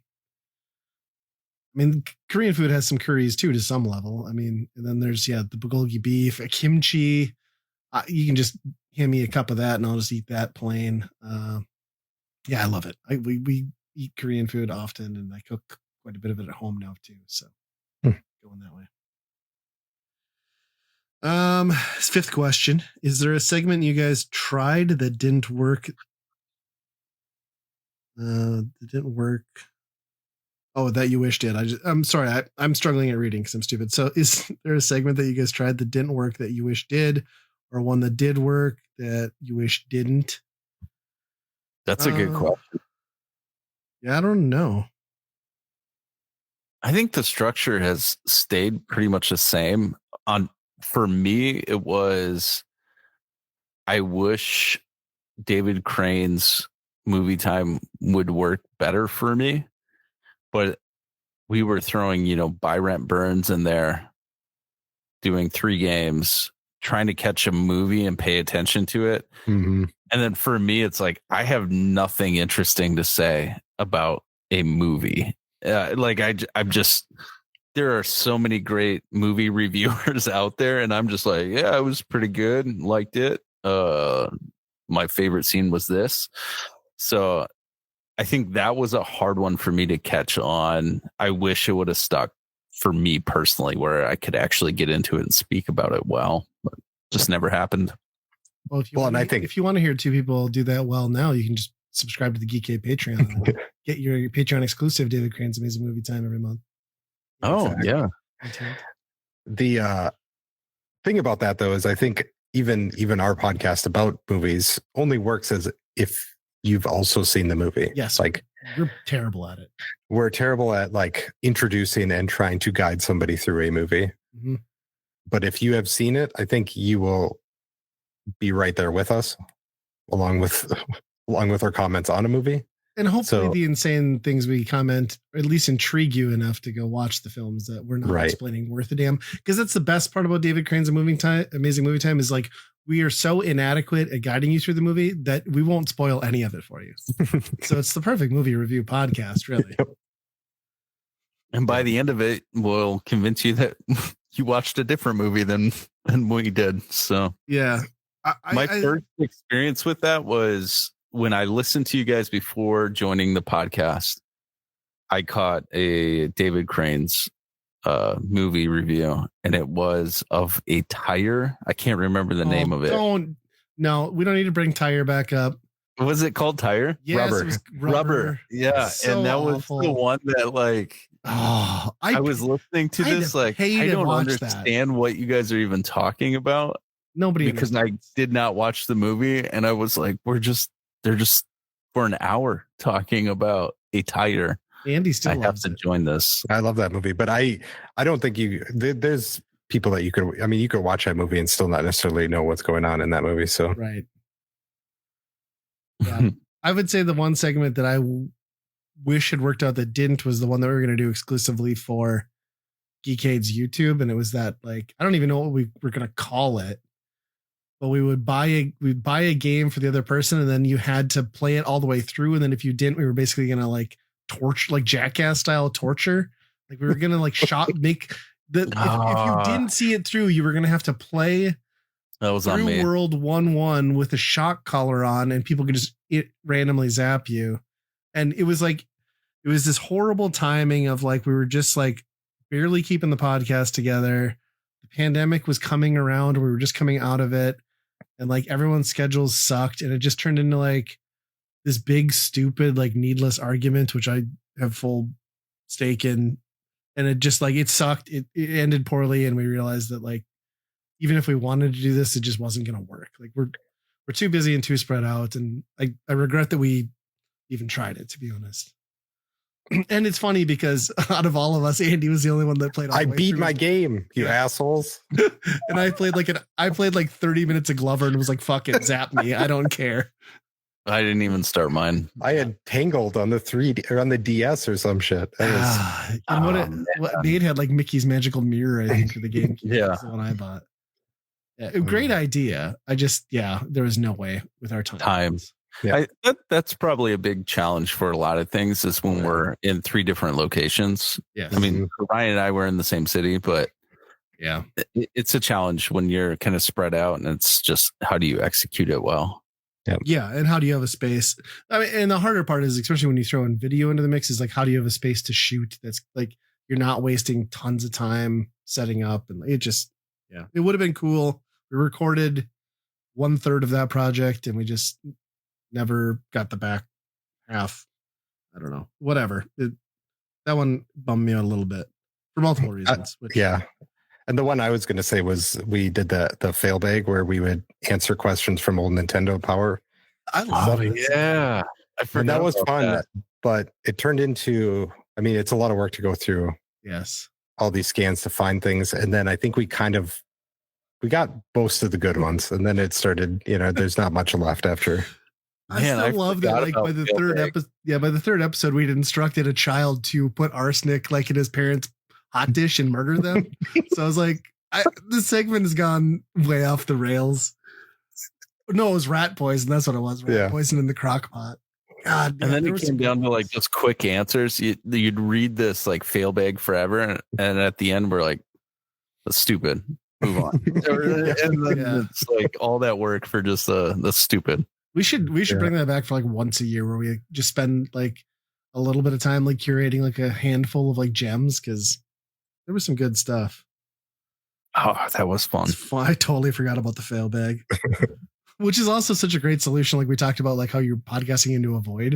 So it's like, well, if nobody's emailing you, like this is the best way to do it. Yeah, right. Getting emails from 20 years ago. Yeah. So great. Forgot about that. Okay. So this next one, it's Saturday night. No one is home and everything that needs to be done is done. Your fridge is fully stocked. What's your go-to snack, food, or drink for a night of movie binging or gaming? You guys already know. You already know. Swiss rolls. Me little Debbie. In from the freezer, right? Me, yeah. Are you sure from it's not freezer. The fiddle diddle? The fiddle diddle. No, I'm not much into organic snacks now. But Little Debbie, so bad for you. And the older I get, I'm like, these things are so bad, but they are so good. Have you tried the Little Debbie ice cream that they make now? No. It's very good also. It's trash because it's just like ice cream with Swiss rolls, like Little Debbie Swiss rolls in there. You had my attention on Little Debbie ice cream. Yeah. Andy, how about you? Pretty much anything salty. Okay. So. Yeah, I guess I'd go with nuts. Like I'm a big fan of like wasabi almonds, and then like I'll sprinkle a few cashews. Like I make my own mix. Like I get like bags of nuts and just. Gosh, you guys make me feel like a pig. You guys are like, yeah, good healthy things, and I'm like, oh, mine's not healthy. I mean, nuts are not particularly great. There's a lot of cholesterol in those, and like fatty acids and that good stuff. Everything in moderation, though, right? That's what they say. Number 7, is there a podcast or YouTube channel that you would love to be a guest on, and why? No, because I do this show and I've done a YouTube channel, so one would think that I'm not like horribly introverted. But me guessing on someone else's podcast has me like so strung out and like usually just freaking out. And then I feel like complete shit after I do it because I'm like always second guessing everything I said. Like, was that a shitty thing to say? Like, did I sound like an idiot? So no, I don't want to guess on it. I just want to enjoy the product. And yeah, that's my answer. Podcasts are really hard to go on with somebody else if you don't know the flow of how they talk. Sure. And you're not used to them, because then you start talking over each other a lot and it's tough. And yeah, I'm the same way. Like at this point, we're not out there to try to build like brand. Gain an audience or anything, right? It is what it is right here. So yeah, I don't know if I get any more enjoyment out of being on a podcast than I would just listening to that podcast I enjoy. Yes. Nate? I'm introverted. So doing something like this is a lot for me. And so I can't imagine sitting in a room with strangers. I mean, I've done it for like work or whatever, but it stresses me out on a long term to know like we're going to talk for 2 hours and it's going to stress me out. Like I just don't have an interest. Yeah. There's your answer. We're all a bunch of freaks. Like, why are we listening to this? And you know, honestly, we've guested and had Fraser and Chris on, and those have been very fun experiences, but they are a little stressful for me, even though like I've gotten to know those guys at this point. So, so number 8, what was the last movie that has made you cry? I don't know about you guys, but like I've had kids and I'm like in my early 40s now. So like pretty much anything will make me tear up. Like I usually find myself sitting on the couch next to my wife, like trying to hold back the fact that I have a tear welling up in my. So like I don't even know what it is, but probably just whatever I just watched. Literally. Yeah, I recently had that same thing happen where we watched a movie called Flow, which is about animals basically being in a flood and like how they handle it. And my kids were kind of like sad about it. And that's what triggered it, where it was like, oh, my kids, I'm for whatever reason, when my kids got sad about it, then triggered the misty eyes in me. But yeah, weird. Yeah. Like 10 years ago, none of that stuff would ever happen. I don't know what it is, but that changes, you know? Yeah, it's a weird change. Nate? A Walk to Remember, Mandy Moore. Oh, yeah. My daughter was watching this with my wife and I, and there's like a sad scene. Well, the whole movie's sad for the most part. And like she was just bawling. And I think there was this scene where the guy runs to his dad's house because he doesn't know what to do and just needs help. And she like looked over to me and she's like, "Dad, don't ever leave me." And then I was like, "This is really sad." So I guess A Walk to Remember would be the last one. Yeah. They're remaking that. Are they really? I think so. What? Like the sequel to it? Or like I don't know what you do with that sequel. Like where are you going? Like A Walk to Forget? I don't know how I feel about that. I gotta remake everything. Leave it be. Switchfoot did that like whole soundtrack, which was actually quite good. So that's a throwback. Yeah. Remember that there you go. that had that one song from 20 years ago? Yeah. Switchfoot. What was their song? I mean, they had a ton of them. Dare You to Move. They had one. Nobody listened to Switchfoot. I still listen to them. I have it running in my head, but I can't. Dare You to Move was the big one. Yeah, that might be it. Yeah. I only know one of their songs, quite literally. Okay. Sorry. Didn't mean to yuck your yum. So number 9, any advice for people who are looking to start a podcast? Sure. Don't. I mean, just joking. Do it for you, I guess. Like, do it if you want. If you have something fun to say, or you know, if you're passionate about it, don't do it to. I mean, don't think you're going to be like a Joe Rogan or anything even remotely on that scale. And if you're doing it to make money, maybe don't. Mm-hmm. If you're passionate about a subject, or if you want to talk to interesting people and you got a way to do it efficiently and you enjoy doing it, that's what you should do. Just don't. I think it's point and purpose, like you said, just understanding it. Why are you doing it? What are you trying to accomplish with it? Are you for a lot of us, podcast or even like some of the YouTube stuff we were doing, we thought we were the only ones in our communities that did this stuff. And then we realized we're like in the same community. Yeah. And that was really fun, where you could just connect with people and talk about video games and not feel like weird about it, where people are like, yeah, I also do this. I also go to thrift stores and try to find games for 50 cents or, whatever. So I think just understanding point and purpose of what you're doing and why you're doing, because I mean, for you guys, 8 years in, 200 episodes, as far as I know, nobody's retired off of the podcast. And so that means that passion drives it. And I think that's superior to all things anyways. It's sad because I went to the pawn shop and I tried to hawk my lawnmower 4.0 from Manscaped and they wouldn't take it. I tried to profit off this thing, Did you not clean it? Did you just leave it? Well, there might have been some stragglers, I can't see them. I'm getting old. I can't see all that. Yeah, no, I think that's great advice. Last question. This one's just for Andy. So question 10. This question is just for Andy. What is it like working with someone, Ryan, that doesn't want to admit that he loves the Nintendo GameCube and feels it is the best system to date? So We had this whole like argument, him and I, when I told him what we were doing for the podcast about determining the best console of all time. And he was like, oh, easy, GameCube. To which I was like, you were insane. What do you mean? Like, that's not easy. So yeah, it was pretty hilarious. And then he was sending me memes.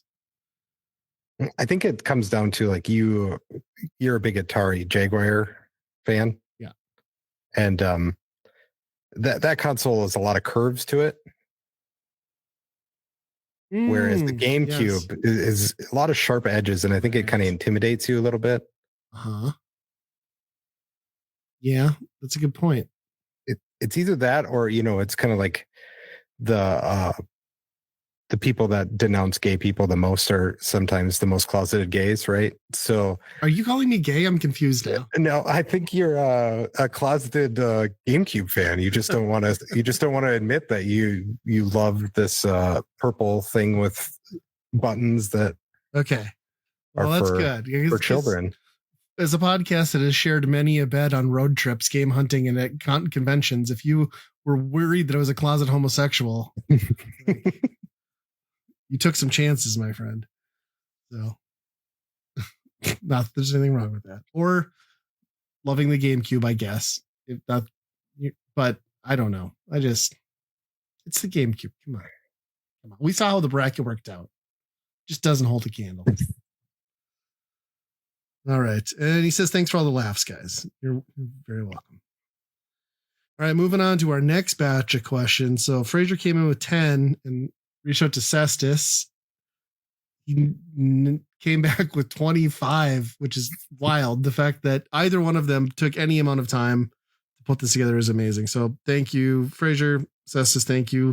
We're going to go through these questions here. He says, I do have several questions for this 200th. I'm going to give you the 200th special quiz.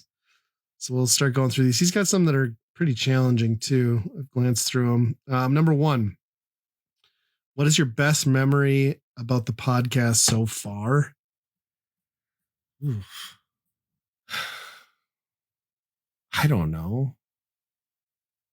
The MGC trips, like some of the game hunting trips, like back when the half off sale was happening, like that stuff was great. Pre-pandemic stuff before everything got weird. Mm-hmm. Yeah, I think so too. And I mean, a lot of this, none of us would have really got to know each other as much as we have either without this podcast. So, right. I mean, pretty much every memory comes from this podcast almost. So, Nate, he looks deep in thought. Like he's just like, oh, I'm so wistful. It is. There's, tons of memories. This was seriously like meeting friends and connecting with people that were like-minded and enjoyed video games. That was like every episode and every trip that we took. I think that was just really fun. And I like go back and sitting like some of the dumb conversations that we would just laugh until we wheeze on, like, what was the conversation on like best controller to like, your anus? Yes. Like it was like, why are we even talking about this? And to like understand that like we are professional people during the day, and then we're like laughing and giggling like kids at this stupid thing, which also gives the listener some hindsight as to why you became Biff for a while there. We are professional people during the day. Yeah, we are professional people during the day. And so that was just just some of those memories, like talking about stupid things and just laughing. It's so great. Nice. I fully agree. All right. Number 2. What is your worst memory about the podcast so far? For me, it was Justin leaving. I don't know how many listeners we have who have been here since the beginning. I think Justin. So it was originally Andy, Justin, and I founded the podcast. And I think Justin made it a little over a year. Even it's like episode 30. He was a good, close friend.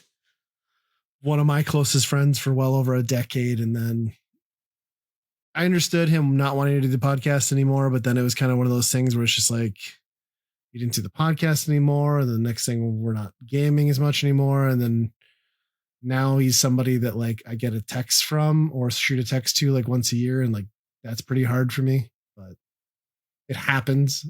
So that's kind of a bummer when I look back at how this all started. Yeah. I mean, that is a bummer. And it, you know, all of that gets in the, it's life that gets in the way. Right. Yeah. And then things change. Even, you know, what COVID has done to a lot of our habits is just kind of wrecked a lot of things, you know? Even like I was thinking about my favorite podcasts. I used to listen to podcasts all the time, and now I hardly do. And that was like a COVID thing, which is weird. You would think it'd be the opposite way, but right. It all changed just a little bit, right? Yeah. Any dark thoughts, Nate?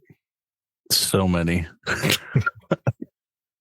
How about that time at MGC where I was awoken to a very angry Nate punching the shit out of me because I apparently got a little too snuggly on the other side of the bed? I still don't recall this. Oh, dude, I've never seen so much rage in your eye, and I was like completely lost as to what happened there. It was a rough trip. I think when you're sleeping in a bed with Ryan. Hey, at least we were head to toe. Days, we were head to toe, but man, you were ripping them like crazy, which was exhausting. And like my gag, like I just wanted to throw up most of that trip. Hardest thing for me, I think it's pretty clear. I've shared this a little bit with Ryan, like leaving the podcast the way I did was pretty difficult. I think I was going through like a ton of stuff at that point, ton of mental stuff, and had pretty big breakdown. And so I think that was just weird. And then just like, how do you have conversations afterwards and act like everything's fine when it was a little weird? So even like coming back on something like this was fun, but I was like, man, it's been a long time, and apparently 3 years. Which I didn't realize it's been that long. But it was tough for me to like cut something out that brought a lot of joy to me. Well, we're glad you're back on this one, bud. Yeah, it's fun. For newcomers, what episode or episodes should they go back to? This is hard because a lot of I don't even remember the numbers. No, I really like. So it's tough because it's hard to recommend going back because I think go back to the episode where I first appear. Yeah. That's the best one. 31, I think. But like the show has transformed so much, and like what it is now, I really like a lot. So it's hard to recommend like. I mean, I do like the old stuff too, but it's just like, I don't know if it's indicative entirely of, I really like the first episode that we did for Geekade, which I think is like 60 something, 68, 63. And it's the one where I open up immediately upon being brought onto a new podcast platform. I tell a 20-minute story about ripping a like poop dam out of my cat. So I always think back on that was a great first impression. And I also really liked, we don't do guests a lot anymore because again, it's hard logistics, like, but I think that Patrick Hickey Jr. interview was a ton of fun. And that guy was so great. He was a really great guest. Like he just brought it and like fit in and had a great message. I liked that. Yeah. I was going to say pretty much anything that's happening in Ryan's house, the stories that he has there's always something insane happening, whether you're like puking and slipping on it or like my wife fainting. Yeah. Yeah. Your wife fainting. Yeah. Pulling string out of your cat's ass. And yeah. But the other one I thought of, I came across was that there was one time that Nate brought a Bratz game for the Game Boy Advance to the Buy Rent Burn. And it just so happened that his microphone must have switched to his laptop or something. So it was really tinny. So we basically framed it as if we sent him, he was in jail for picking this Bratz game and he was calling in from jail. So it was pretty funny to. I don't remember. I forgot about that. All. That's hilarious. The MGC episodes are always good too. The years where we would like do the buy rent burn, but with which cut of meat was the best. I mean, those are train wreck episodes because they were like mostly just like Mike in the center of a room, edit, but those are fun. Is that the one that did you catch it on the episode where security showed up at the door? Yeah. So that's one. Like, there's one like away, right? Yeah. Yeah. So yeah, they like bust into our room while we were recording. And then there's another one the year after that you're in on, I think. And we had Justin back and Justin's brother. So we just like had this circle after like filling up on Doc's smoked meats. And then there was also the year where Nate introduced us to the pie at Doc's. So then everyone was also ordering slices of pie afterwards. So gross. It was so bad. I mean, the pie is delicious, but everything, like just thinking of how much we ate, disgusting. That was the year that I spent more on Doc's than I did on video games. Okay, I literally think I dropped like $250 on smoked meats pie. Yeah. Yeah. So I guess it's tough because like numbers are hard, but I don't know. Click around, you might find a gem. Mm-hmm.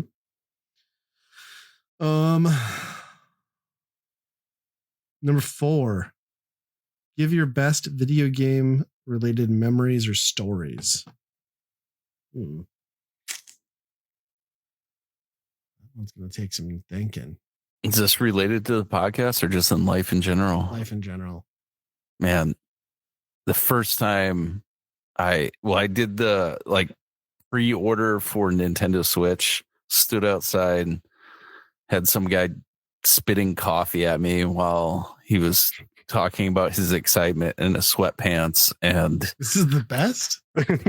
Yeah, but it was by the time I got home. So I got my Nintendo Switch, got home, put Breath of the Wild in right away, and that was probably like 1 a.m, 1:30, and like to see that like opening cutscene of like when you're walking out of the cave, and I was just like, oh my gosh, like I can't believe that I get to play this game. And like the excitement of just the excitement of being one of the first ones to play this game and to do it on that system, and it didn't disappoint. I still think of that, like why I could have bought the Switch the next day and there wasn't like shortage. I was fine, but just that one memory where it was, it was so fun. It was so fun. I think what comes to mind for me is like having those sleepovers with friends where you'd rent a game or something like that. And out of my friend group, my parents were the only ones who didn't give a shit about, like, they just went to bed and just be like, whatever's going to happen happens over there. And we stayed up the entire, I mean, no sleep at all. Sent the kids home to their parents with 0 sleep on a Sunday, and they were not happy about it most of the time, but it was entertaining that most of my friends wanted to come over to my house because of that reason, that we got to stay up and play games. And a lot of 64 4-player stuff. Nice. Yeah, I'd probably say something similar. Like, I had a couple cousins that were way, way older than me, and we happened to live in the same town at the time growing up, and they were the first people I ever knew that got a Nintendo Entertainment System at Christmas. I wasn't even aware of it at that age, and same thing, like begging our parents to let me stay over. Why they wanted to put up with like this 5-year-old kid, I don't know, but like, it happened multiple times. We'd have sleepovers and just play Nintendo and Mario Brothers all night long, and it's really cool. I mean, there's a million more too, but that one brings me back. Number 5, give your worst or most upsetting gaming memory or story. I think the one that has still traumatized me and embarrasses me still to this day was I had traded my neighbor. I let him take my Game Boy and all my Game Boy games in a straight trade, and then I had his Nintendo and Nintendo games, and we just swapped them for like whatever, a week. And I was like very into Blades of Steel at the time, and I would convince my dad to play with me. And I like one time after like I don't know how many games, like my dad beat me and like jumped up and was like celebrating, and then like I immediately just like burst into tears like a little bitch and just like bawled in front of my dad. Like it's so embarrassing and stupid, but yeah, that still haunts me.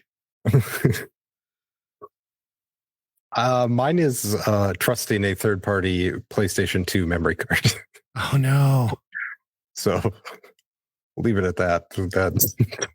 I mean, I had many endless times of buying a brand new NES game, not knowing what it's going to look like. And you're just looking at the packaging. This is going to be awesome. And then, run the game. And you're like, this sucks.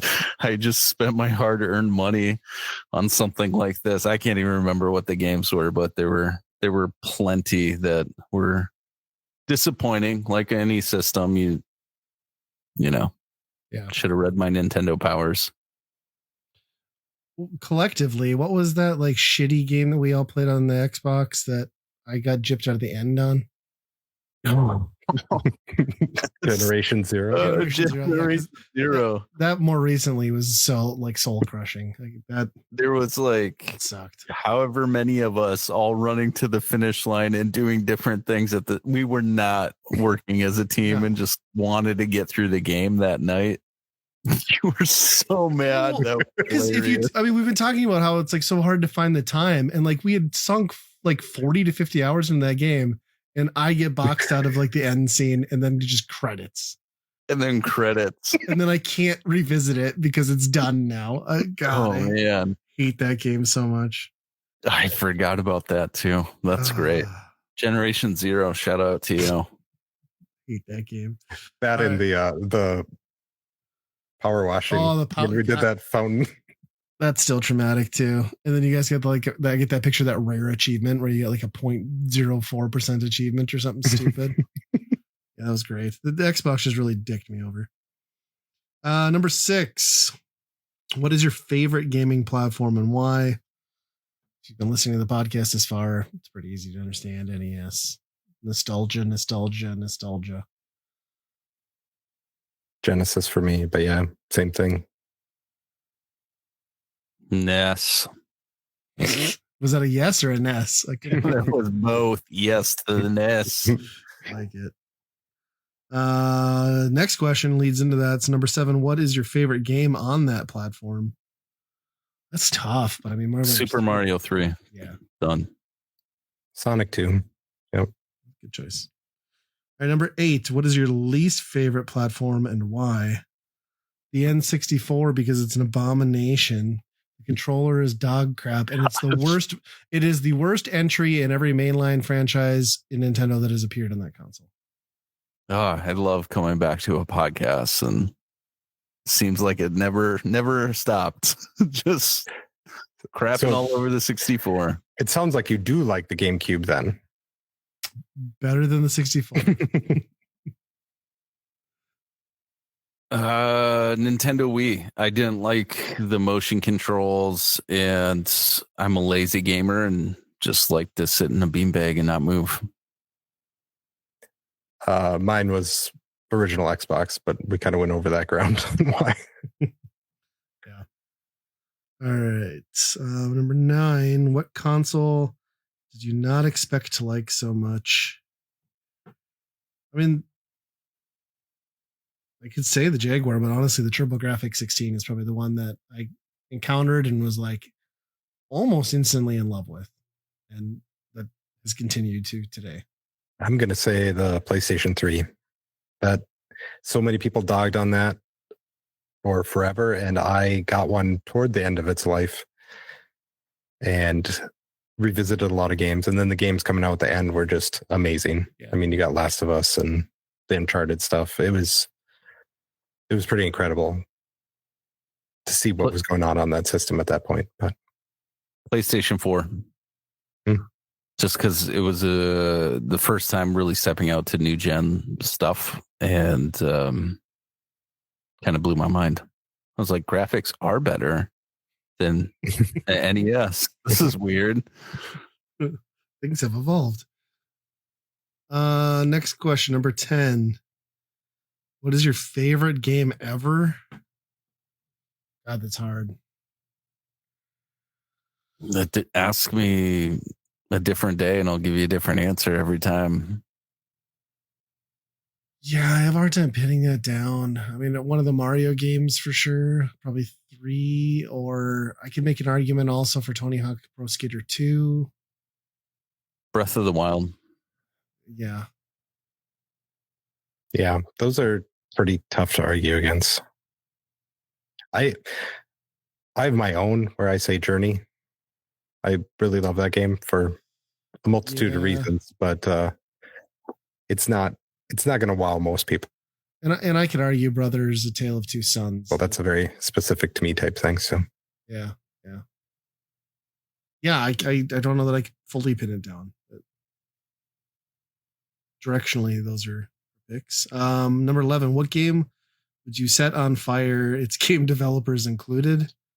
Oh my gosh, murder. I don't know.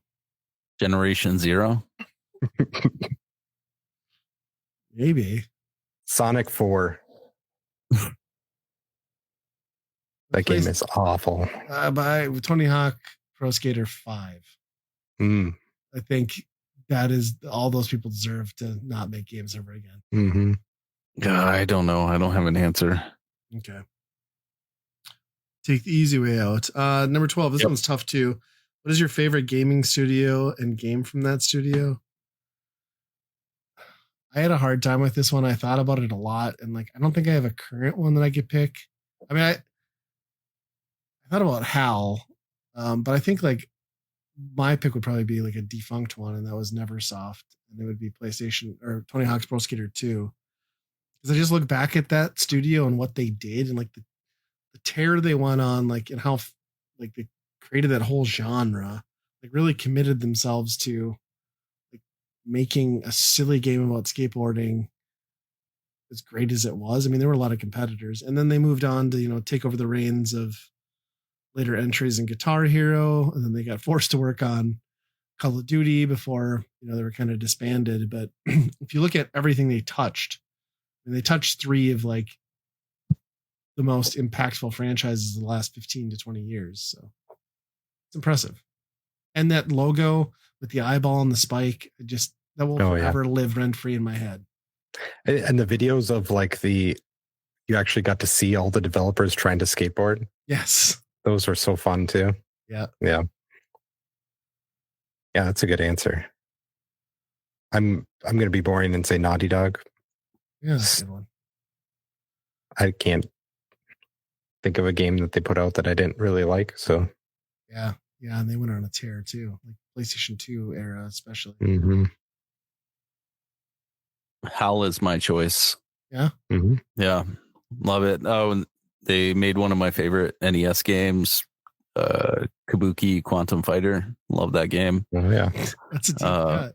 It is, but it plays so well. The music was so great, and hair physics. Yeah, and I just love the stuff that they were putting out on the NES. Good pick. Number 13. What is your favorite gaming genre? Favorite game in that genre? Platform. Mega Man. Which one? 2. Yeah. I'd probably go platform 2, and I would say Mario Brothers 3. Although Rayman Legends, just to resurface that battle, I would put it close. It's pretty good. I'm going to say RPG, strategy, and simulations, and none of those I really have time to play anymore either. So, would you say Stardew? Yeah, those type of. Yeah. relaxing games too, I guess. Yeah. Time sinks. Yes. 14. What is your least favorite genre? RPG. RPG. I feel like the amount of time, I just don't understand it. Turn based. Don't like it. Mm-mm. Spreadsheets. Number goes up. Mine's modern simulation sports. Okay. I still wanted, I don't know if you remember this conversation forever ago in an episode, but I wanted Andy to teach me to love RPGs. Oh, I do recall that. Where I was like, I want you to like force me to sit down and explain how it all works and teach me to love these things. I'm scared to ever do something like that because I'm scared that I'm going to teach myself that I hate them. It's funny. All right. So number 15, to use a French YouTuber's question, back in Toys TV. Check that out. Your house is on fire. What is the one thing from your collection you save? Aside from your family, if you save them, we won't judge. I'll opt to save them. I don't know. One thing. I would take my Sega Heartbeat game. Oh yeah. Probably the one thing I should take. The rarest Genesis game that nobody gives a fuck that you own. But they should. Yeah, I don't know. I'd take two things. One is on, yeah, but one is on me all the time, and it's my Nintendo Power Glove because I wear it. So naturally, that's just coming with me in any fire. I sleep with it on. No, I would say my boxed copy of Sky Shark on the NES, which sounds so ridiculous. Again, deep cut. Maybe no, Captain Skyhawk could be the one that I'd take too. And it's just because I remember them. That was the first game I opened up for Christmas, and a lot of memories started with that game. That's a good answer. Yeah. I would probably take my complete inbox Jaguar, to be honest. Yeah. And then I would run over to Ryan's house and take his entire collection and sprint out with a whole bunch of NES games. Yeah. So number 16, this passion. This passion costs a lot. So do you have a budget? Oh, gosh. I used to, I guess, back in the day. I mean, I've been collecting forever.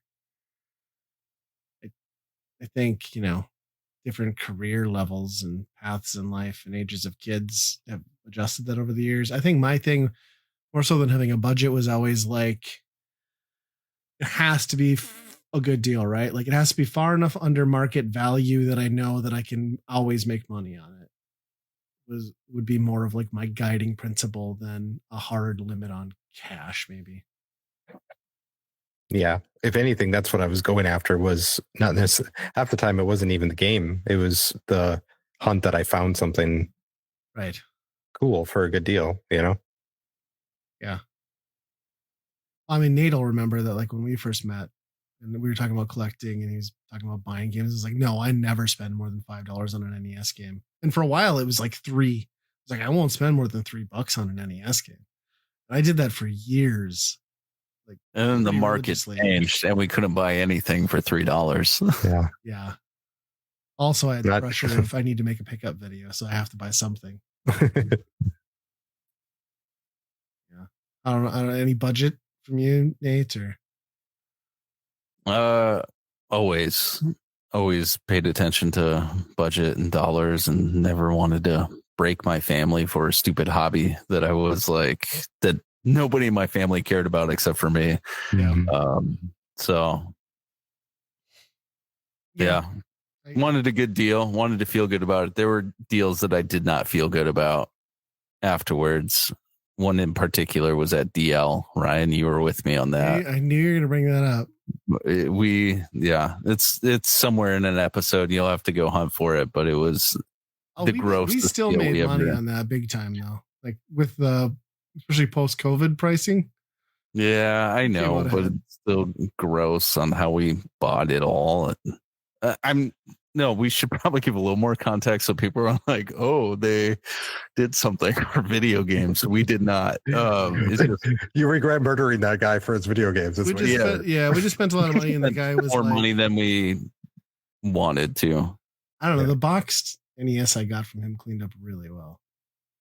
But yeah, I agree. It wasn't like my normal well under market value. It was like slightly a good deal, but only because we kept like throwing more cash in front of him, and he would like.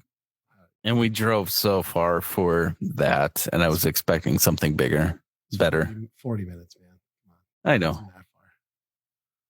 I do like though that you got gypped out of like a copy of Solstice or whatever because like somebody switched. I still have that. Such a stupid switch. It's hilarious. Mm-hmm. What was it? Was it Solstice? Yeah. So it was Solstice, and what was the game that they swapped it with? I can't even remember now, but I still have it. I don't know what to do with it. So still funny. Next one, 17. What type of collector are you? Get everything type, only your favorite games, complete set, complete in box or loose. I never cared about complete in box for the most part. I was a complete NES collector. I mean, now I would say I'm a retired collector. I don't think I've added really anything to my collection outside of like new Switch games and a repro Atari. Or no, I'm sorry, it's not a repro. Reissue. I don't want to get in trouble. Don't want to offend the masses. So I don't know. I will say I was never complete in box. That I can confirm. Just kind of whatever interested me outside of that, and then anything NES. I was anything that I found at a good price, pretty much. Yeah, I wanted a complete NES set, and I'm a long ways away from that now, but slowly getting back into it after not feeling, well, I was feeling really gross about a lot of things. And so who knows what I'm doing? I have no idea what I'm doing, but yeah, really only pick up games when I'm at MGC. Yeah, I'm definitely in my collection is shrinking these days bucket. If you had to redo your collection, what would you do? Oh man, I have an answer for this. Go for it. Never let Ryan convince me to buy other systems. I had probably the most focused collection. Like I was like, it's only going to be NES. That's all it is. And then Ryan's like, there's other stuff out there. You should try this. And then it opened the box of like, there's everything. So then I found myself just buying literally everything, which was fun, but also the collection was no longer focused. Mm-hmm. And that stressed me out too, where I was like, why do I have 2 of these games or 2 of these systems that I have never played, but I have them, and that's really fun. Mine would be separating my collection. I used to just get a bunch of games, and there's definitely games that I wanted to keep and enjoyed, but if people came around and said, yeah, I'll give you this for this thing, I sold it, So to have my own separate games that I was nostalgic for, probably. Yeah, because you made a living video game reseller for a number of years. So yeah. Thank you for those deals, by the way. Yes, I appreciate all the games you hooked me up with. You built a lot of my NES collection. I would say maybe the same thing along the lines of Nate. Like, I think I started expanding out just because like it was getting harder to find the stuff I was after, and I wanted to experience stuff I might have missed. But then that just leads to a lot of collections of things that you really don't care about, and then you're just adding things to add things. And amiibos. Yeah, I loved those really hardcore for a long time, but I do hate them so very much. But like, I'm just thinking like, I didn't need to build up a PlayStation 2 collection again. I didn't need to build up PlayStation collection. I didn't need to expand the limited 3DO collection I had. I mean, I unloaded that now, but it was like those. I mean, those are super fun oddity experiences, or like import Saturn games. Just like it's cool to put in once and laugh at, and then you're like, why? What the fuck? Now it's just on the shelf, like.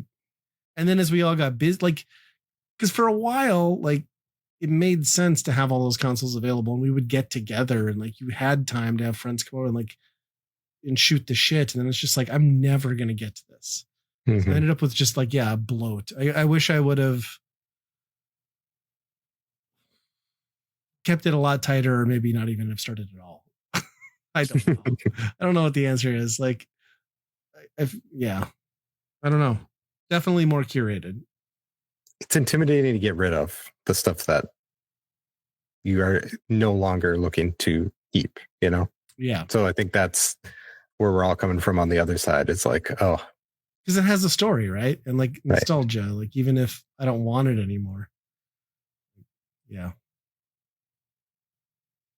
Number 19, we are growing older. How do you see the younger generations, your kids included? And what advice would you give them? Playing, collecting, meaning of life? I don't know. I mean, I can say that like my kids look at games very differently. Like my kids don't look at platforms as much as they just look at like persistent games. And it's kind of because they grew up at that perfect time where the pandemic hit. It's almost like a lot of their childhood interactions became online gaming and social gaming, and that's sort of stuck with them. So it's very weird. I don't know what I mean, I would definitely say like you don't need to have a huge physical collection, and also go outside once in a while and touch grass, as the kids would say. Yeah. Plus, I mean, I don't know how they're going to collect things in the future. Right. Like how the things that they're going to be nostalgic for was a season of Fortnite. Like I found a dedicated server that's running Fortnite OG. Let's all jump in. Okay. Yeah, that will be really interesting. Yeah. It'll be a whole different landscape. Yeah, I love that. My son, he likes video games, but he really is just a Fortnite kid. But I think he still appreciates like the retro game. I love that I can take him to MGC. Like that's his thing that he absolutely loves doing, and exploring that whole weekend of all things video games. And he truly appreciates it. So I think that's something that I just love passing on to him, that because of my crazy, stupid obsession, like he likes doing that weekend and just taking it all in and hunting through bins. And he doesn't even really know what he's looking for, but it's kind of fun to see him kind of take that passion for a couple of days. Yeah. Yeah. My kids are pretty similar in that regard too. Yeah. All right. Next one. How much of an influence is number 20? How much of an influence did gaming and geek stuff have in your life? I think we touched on it earlier, in this podcast. Like I was like video games connected to me in a real way growing up. This podcast, I would say my post 30 adulthood and my friend group is almost entirely built around the fact that I got into the hobby. I threw out this weird, shitty YouTube channel, and then I wouldn't know Andy and Nate or Fraser and Chris or any countless other people without this. Like my whole friend circle, basically at this point. I mean, you hang on to a couple of like friends from back in high school and stuff, but you all go different ways, and like you get together and you make conversation or do something once in a while, but like we've all genuinely become friends through the hobby. So yeah, shaped it a lot. And I think like, taking the hobby and doing the YouTube channel and the podcast has like helped me in my professional life too, like and helped me get out of my shell and like, you can deal with like making crappy internet videos and having people tell you, hey, I guess I found the fat idiotic like nerd channel, and like you can just take that criticism and like shrug it off, and yeah, it I don't know, it's good. Like it it kind of opened up doors for me in a pretty unique way, I think, in my adult life. Yeah, I think I'm obviously pretty similar too. I mean, we're all in this. We all got to this spot because of video games for the most part, the collecting part of it. Yeah, that and a lot of that community that we were kind of part of is kind of gone now too. I mean, the fact that we're still doing what we're doing is kind of a testament to just us being friends, Yeah. More than anything. That's almost why this exists anymore, right? Right. Yeah. And I mean, spoiler for the next question. I mean, we can probably talk about that too, where, how many friends did you make with this passion? Well, that's kind of what we're talking about. I mean, this podcast is the secret sauce behind this isn't necessarily that we're doing this to entertain anybody. This is a structured phone call. For me, it's like I'm terrible at like keeping relationships up with anybody. So having something on the calendar to be like, this is where I'm making time to have a chat with friends, it's pretty important. Yeah. Nate? Yes.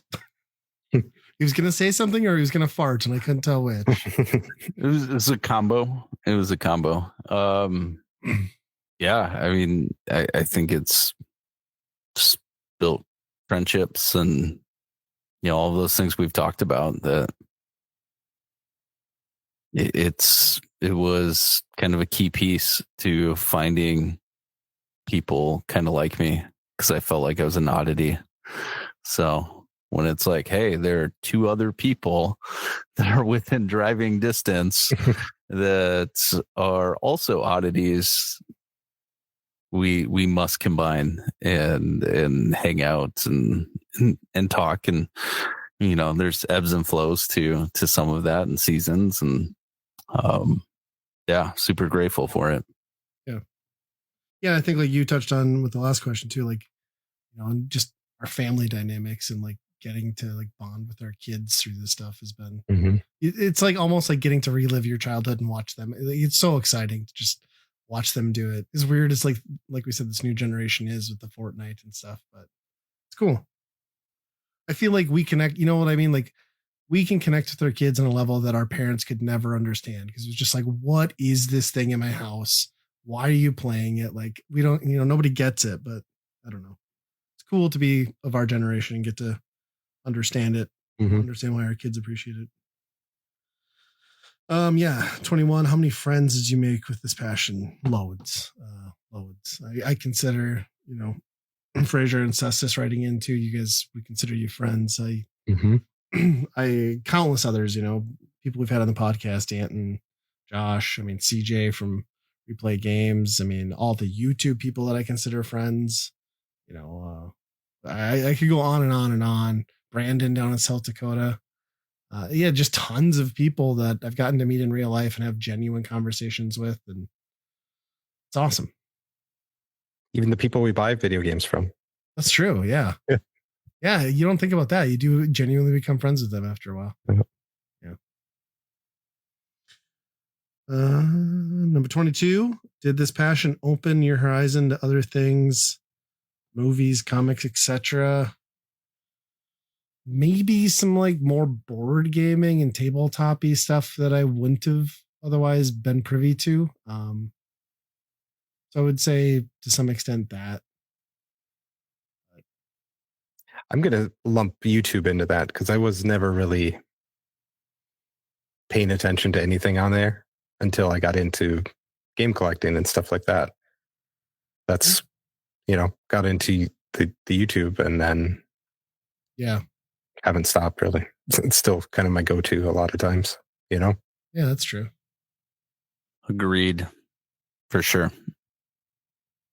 Ditto in that one. Dido.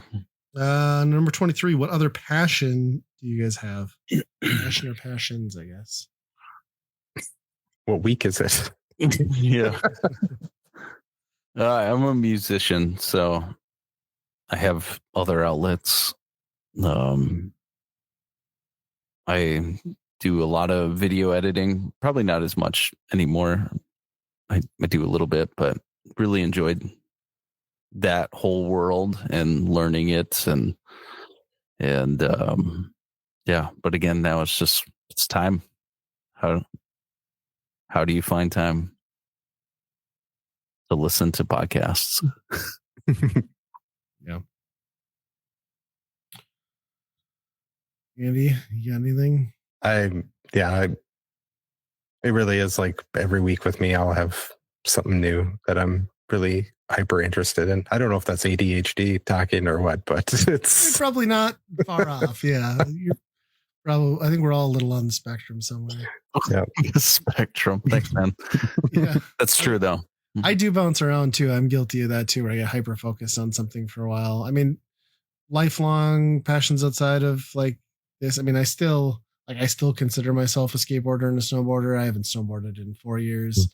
I follow skateboarding. I haven't been on one in probably 3 years, but I still enjoy watching like skate videos and new parts. I still, drive around town and like look at a spot and like, oh, that's a sweet spot.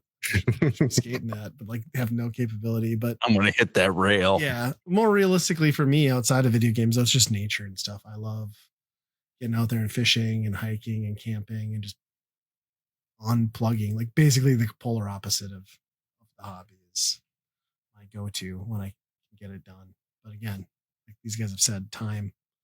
So yeah. And I'm pretty big into like old horror movies. Like I really like old crappy black and white terrible horror movies. So Goulet. Watch a lot of those.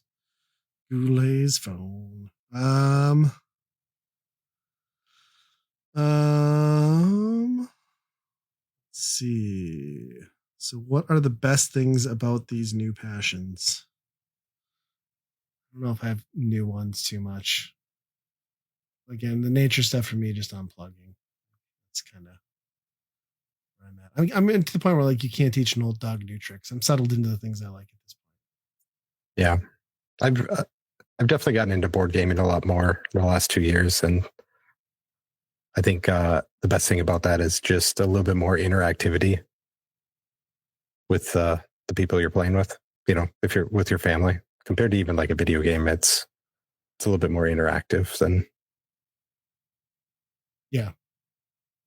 So it's a lot of the games that we play casually are just, things that you're talking about other stuff that's going on too, So it's a thing to do.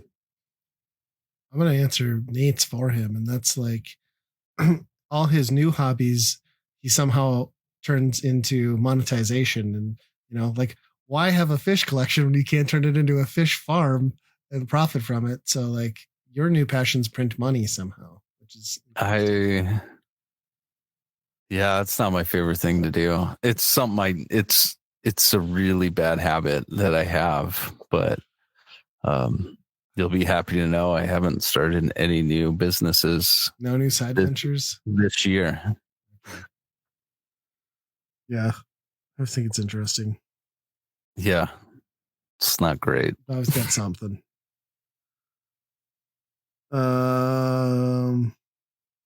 25. And then we got one final question after that. So, do you struggle having multiple passions, one taking time and money over the others? Music, gaming, fishing, etc. Definitely. Yeah. I mean, it's so hard to. I want to sit down and play guitar for 2 hours, and I want to sit and play a video game for 2 hours, and it's just hard. And I think a lot of it has to do with just having family as priority and making sure that everybody's good and taken care of, and you're participating in everything that they have going on, whatever passions they have going on, and encouraging them, and so your stuff kind of gets put aside a little bit, and it's like, I got 10 minutes here and 10 minutes here, and I've learned that that's an okay place to be. I used to feel really bad about that, and because it's like I got money invested, or whatever it is, and now it's just, this is what I got and I'm going to enjoy it. If it's I had a Saturday, I think it was last Saturday or last Sunday, that I sat down and played like an hour of a game, and I was like, this was really fun. This was really fun, and I appreciate that time. So you just kind of, I don't know, things change a little bit. See, with me, like when you set aside those like an hour to play, right? And I think Ryan, you sent this video to me too about the you sit down to play a game and all you think about is responsibilities and other stuff, where you get the guilt of like all this other stuff that should be getting done, even though it's important to give yourself some time too. It's just more and more difficult to find that carefree time. Yeah, I think that's it. Is like we talked about. It's just the time and making it work. I'm kind of coming back up on it a little more, where I think you guys are probably stuck more into locked in family, because like I've just got the 2 kids now, where like going on 14 and 12, so it's like a lot of the time they're just doing their own thing. So now I'm like finding myself I'm coming around on it a little bit, almost, where it's like I've got more free time again, which is weird. But I think it's all just like having time available in general for any of the passions. I don't spend a lot of money on any of my other stuff or even video gaming anymore, but it's just, how do you fit it in with all these schedules and jobs that can really kind of suck it out of you.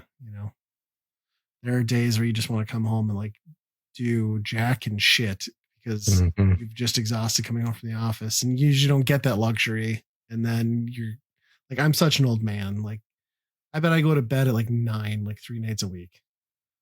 It's sad. We're old and boring. Last question. Proud to be a gamer and geek. Yes, of course. Always. Yeah. I think we're winning that battle. It's coming around. Yeah, it's cool to be a geek gamer now. We were doing it long before you guys. We were laying the groundwork. Yep. We were making podcasts about it before podcasts were a thing. So then he just finishes that out with a raise my glass to another 200. Thank you guys for being you. Be kind, rewind. Very awesome. Very good set of questions. I apologize, as I think we started to run out of steam last half hour. It's getting late over here. I didn't think this podcast would be going this long, but yeah, it's awesome. Awesome question. Good morning, boys. Yes. We've crossed over into midnight. So we were going to wrap this thing up maybe with just a brief look at our buy rent burn list, because Andy pulled this thing together. Painstakingly went through episodes, tried to compile all our buy rent burn games. Buy rent burn's interesting because we did 3 games for a number of years. We stopped it for a while, and then we brought it back as a 1-game segment over the last couple of years. So it's kind of all over the place, but yeah, 280 some games you cataloged. Yeah. And it's wild to come back to this, because there's some that we played a way long time ago, and I have vivid memories of them, whether they were good memories or bad memories. And then there's ones that we even played that long ago, and I don't even remember jack shit about. Yeah. It's 100%. Weird like that. But yeah, there was a long time where we were just throwing shit against the wall. just picking random games a lot of times. And I think at one point it was to torture each other. Yeah, 100%. I think it came to that. Came to that point. But you did run across ones that were like, oh, this is surprisingly good. More often than not, they weren't. But then you got the ones that were very terrible that you can sit there and laugh at. I think the ones that were just kind of like, I think the Rents are kind of the most boring games because they're just kind of middle of the road and not much to say about a lot of them. So yeah, then you get some gems like Growl, which has continued to be a podcast favorite. Yep. Porkies for the 2600. I don't remember that at all. Yeah. Huh. Rock and Roll Racing. I think that one was one that I thought was going to be stupid, and then to realize there's a soundtrack, like the legit soundtrack coming through, and you're like, wait a second, where did this even come from? Yeah, really chiptune versions of songs. Yeah. Yep. Blazion, that was a good one. That was a shooter that I'd never heard of. That is fantastic. I'm going to say this for the 100th time this episode. D-Force. Yeah. How bad the scream was when they were like, anytime you get shot down, it's like, oh. That's the one where you were like murdering or dinosaurs with a helicopter and stuff, right? Yeah, I think so. Yeah. Yeah. Oh. And, we had a small, brief obsession with David Crane for a while.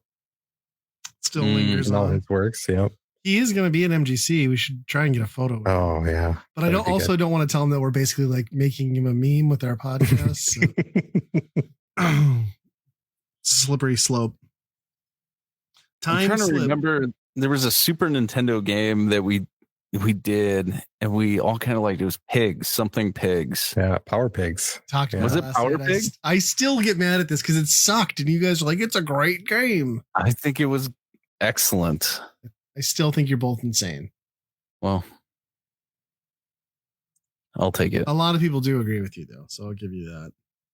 And one like I knew nothing about, and that's how a lot of these were like, didn't even know this was a game. Yeah. Especially as we were jumping into like other systems.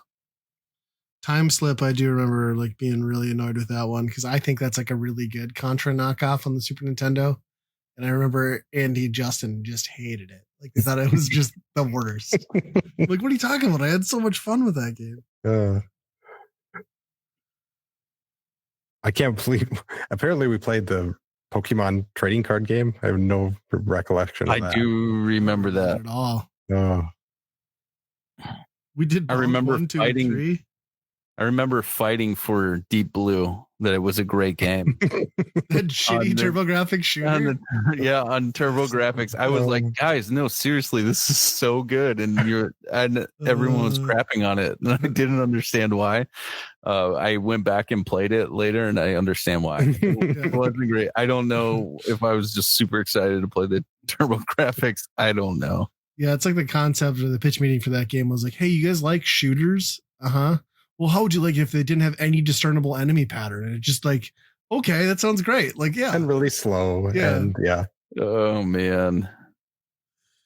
Yeah. And then, we played a lot of import stuff too. And that stuff was always another step away from not knowing what that shit is. So yeah, seeing the good stuff in there was kind of fun too. Couldn't even read the labels for most of them. They're like, we're just going to give it a go. We found some gems though, like YY World. Yeah. That's cool. Yeah. The Joy Mech fight is pretty fun. Yep. Starfy. Those are amazing games too. I'm trying to remember how SimCity got picked on the Super Nintendo. Like, why was that a choice for any of us? Like, just sitting, making a city, be like, yeah, this was good. Like, how do you like buy, rent, burn that? I don't even know. Is Gorby No Pipeline? Is that Gorbachev Tetris game? Okay, that was weird. Yeah, that was very strange. I remember when we Ryan and I discovered this game because he bought it. I can't remember where you bought it, but it was the Lone Ranger, and we sat down and played it for the first time together on the NES, and we're like, "Holy crap, this is incredible game!" I got that at the swap meet we threw, the one and only one we did. That's right, and we sat down, played, and it was for hours. Yeah, it was so fun. Yeah, so fun. I still haven't been back to that after we've done that, but that was a great one. I played Mario 3. Was it a real pick? Like that was going to lose? We did. We did the competitive all the Marios series, together. Right? Yeah. All the Marios. Yep. And that was fun because we were getting burnt out on all the shitty games, so we kind of were like, let's play some good games for a while. For sure. Yeah. It brought some interesting conversation. How do you buy, rent, burn 3 amazing games? It's true. I read that as Woody poop, but it's Woody pop. My first episode, I believe, and this one always stands out because I remember really trying to study up and how can I talk about this really well, but it was Stanley's Search for Dr. Livingston. Oh gosh. On the NES. And that was my first time being on the podcast and explaining, like, I really wanted to do my research. I'm going to really come at it at this angle, and then realize that Buy, Rent, Burn was like, that's a stupid game. And you just move on. I was like, oh, we're not really like diving deep into this. But I just remember that was something that kind of started it all for me. Do you guys remember It's Mr. Pants? It's Mr. Pants, like that crazy that was a weird puzzle game. Yeah, that was a weird puzzle thing. Gosh. Man. Yeah, there's a lot of good ones. Like I don't remember half of these. Urban Yeti, that was a good one. Like yeah, that's GTA Yeti game. Ninja. What about a week of Garfield? No, that was a good one. Nope. Any Garfield game I would throw Ryan's way. No. Nate brought Uniracers. Shocking. The greatest game of all time.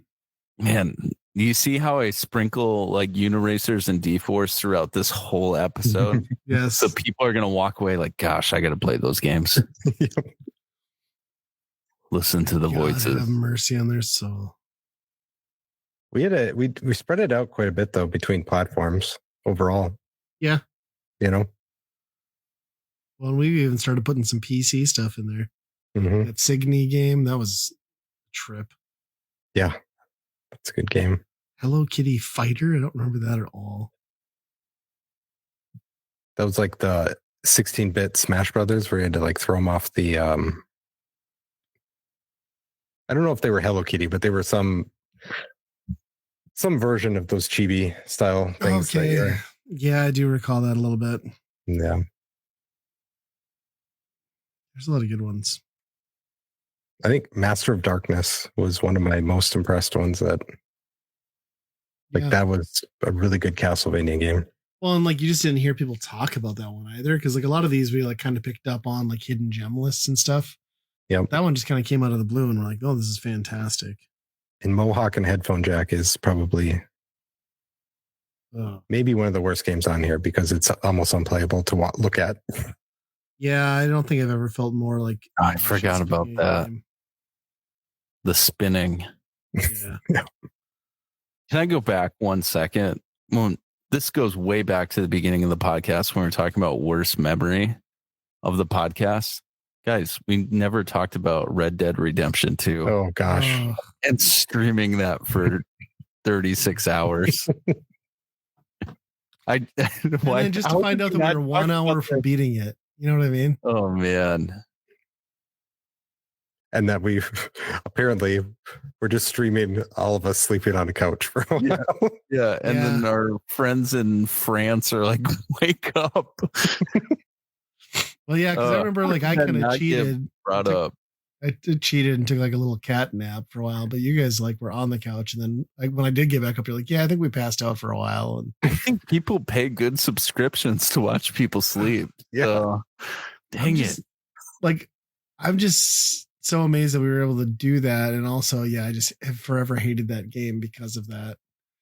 And I just love Andy showing up too with like 25 pizzas for like the three of us. And like nobody wanted to eat because we're just all like nauseous. Oh man. Is that somewhere on Weekend Rental YouTube? No, it is technically in our YouTube feed, but it's unwatchable because I think it's just too long. It's too disgusting. So it's archived technically, but you can't access it, which I mean, I still love like that. Like we're all just like dog tired at like 3 a.m. or whatever. And then Andy just like had that hair up his ass where he's going to carry that like dead lady around. And then it triggered that cutscene. There's just like a corpse. Like that is one of the funniest things I've ever experienced in a video game. Oh man. I'm so glad we brought it up. If only that game was like forgot about it. 5 hours shorter. Yeah. The island that got us. The worst. Well, on that prologue, like 4 hours to get to the game is insane. Yep. So good. I suppose we're at 3 hours on this thing. We should probably wrap it up. Nate, thanks for coming back. Yeah. Enjoy. Loved it. Appreciate it. Doors always open. Thanks for having me. Yeah, anytime. But for everybody else out there, Andy and I appreciate your continued support. Thanks everybody for writing in. Thanks everybody for listening. Here's the 200 more. I guess we'll see you in another 8 years. It's a 16-year podcast. This is insane. Love it. It's basically a game of chicken at this point. See who has a stroke first. Okay, guys. On 3, we're gonna say it. 1, 2, 3. Bananas. Bananas. I thought you were gonna do the Be Kind Rewind. Bananas. Be Kind Rewind. Yeah. Bananas. Bananas.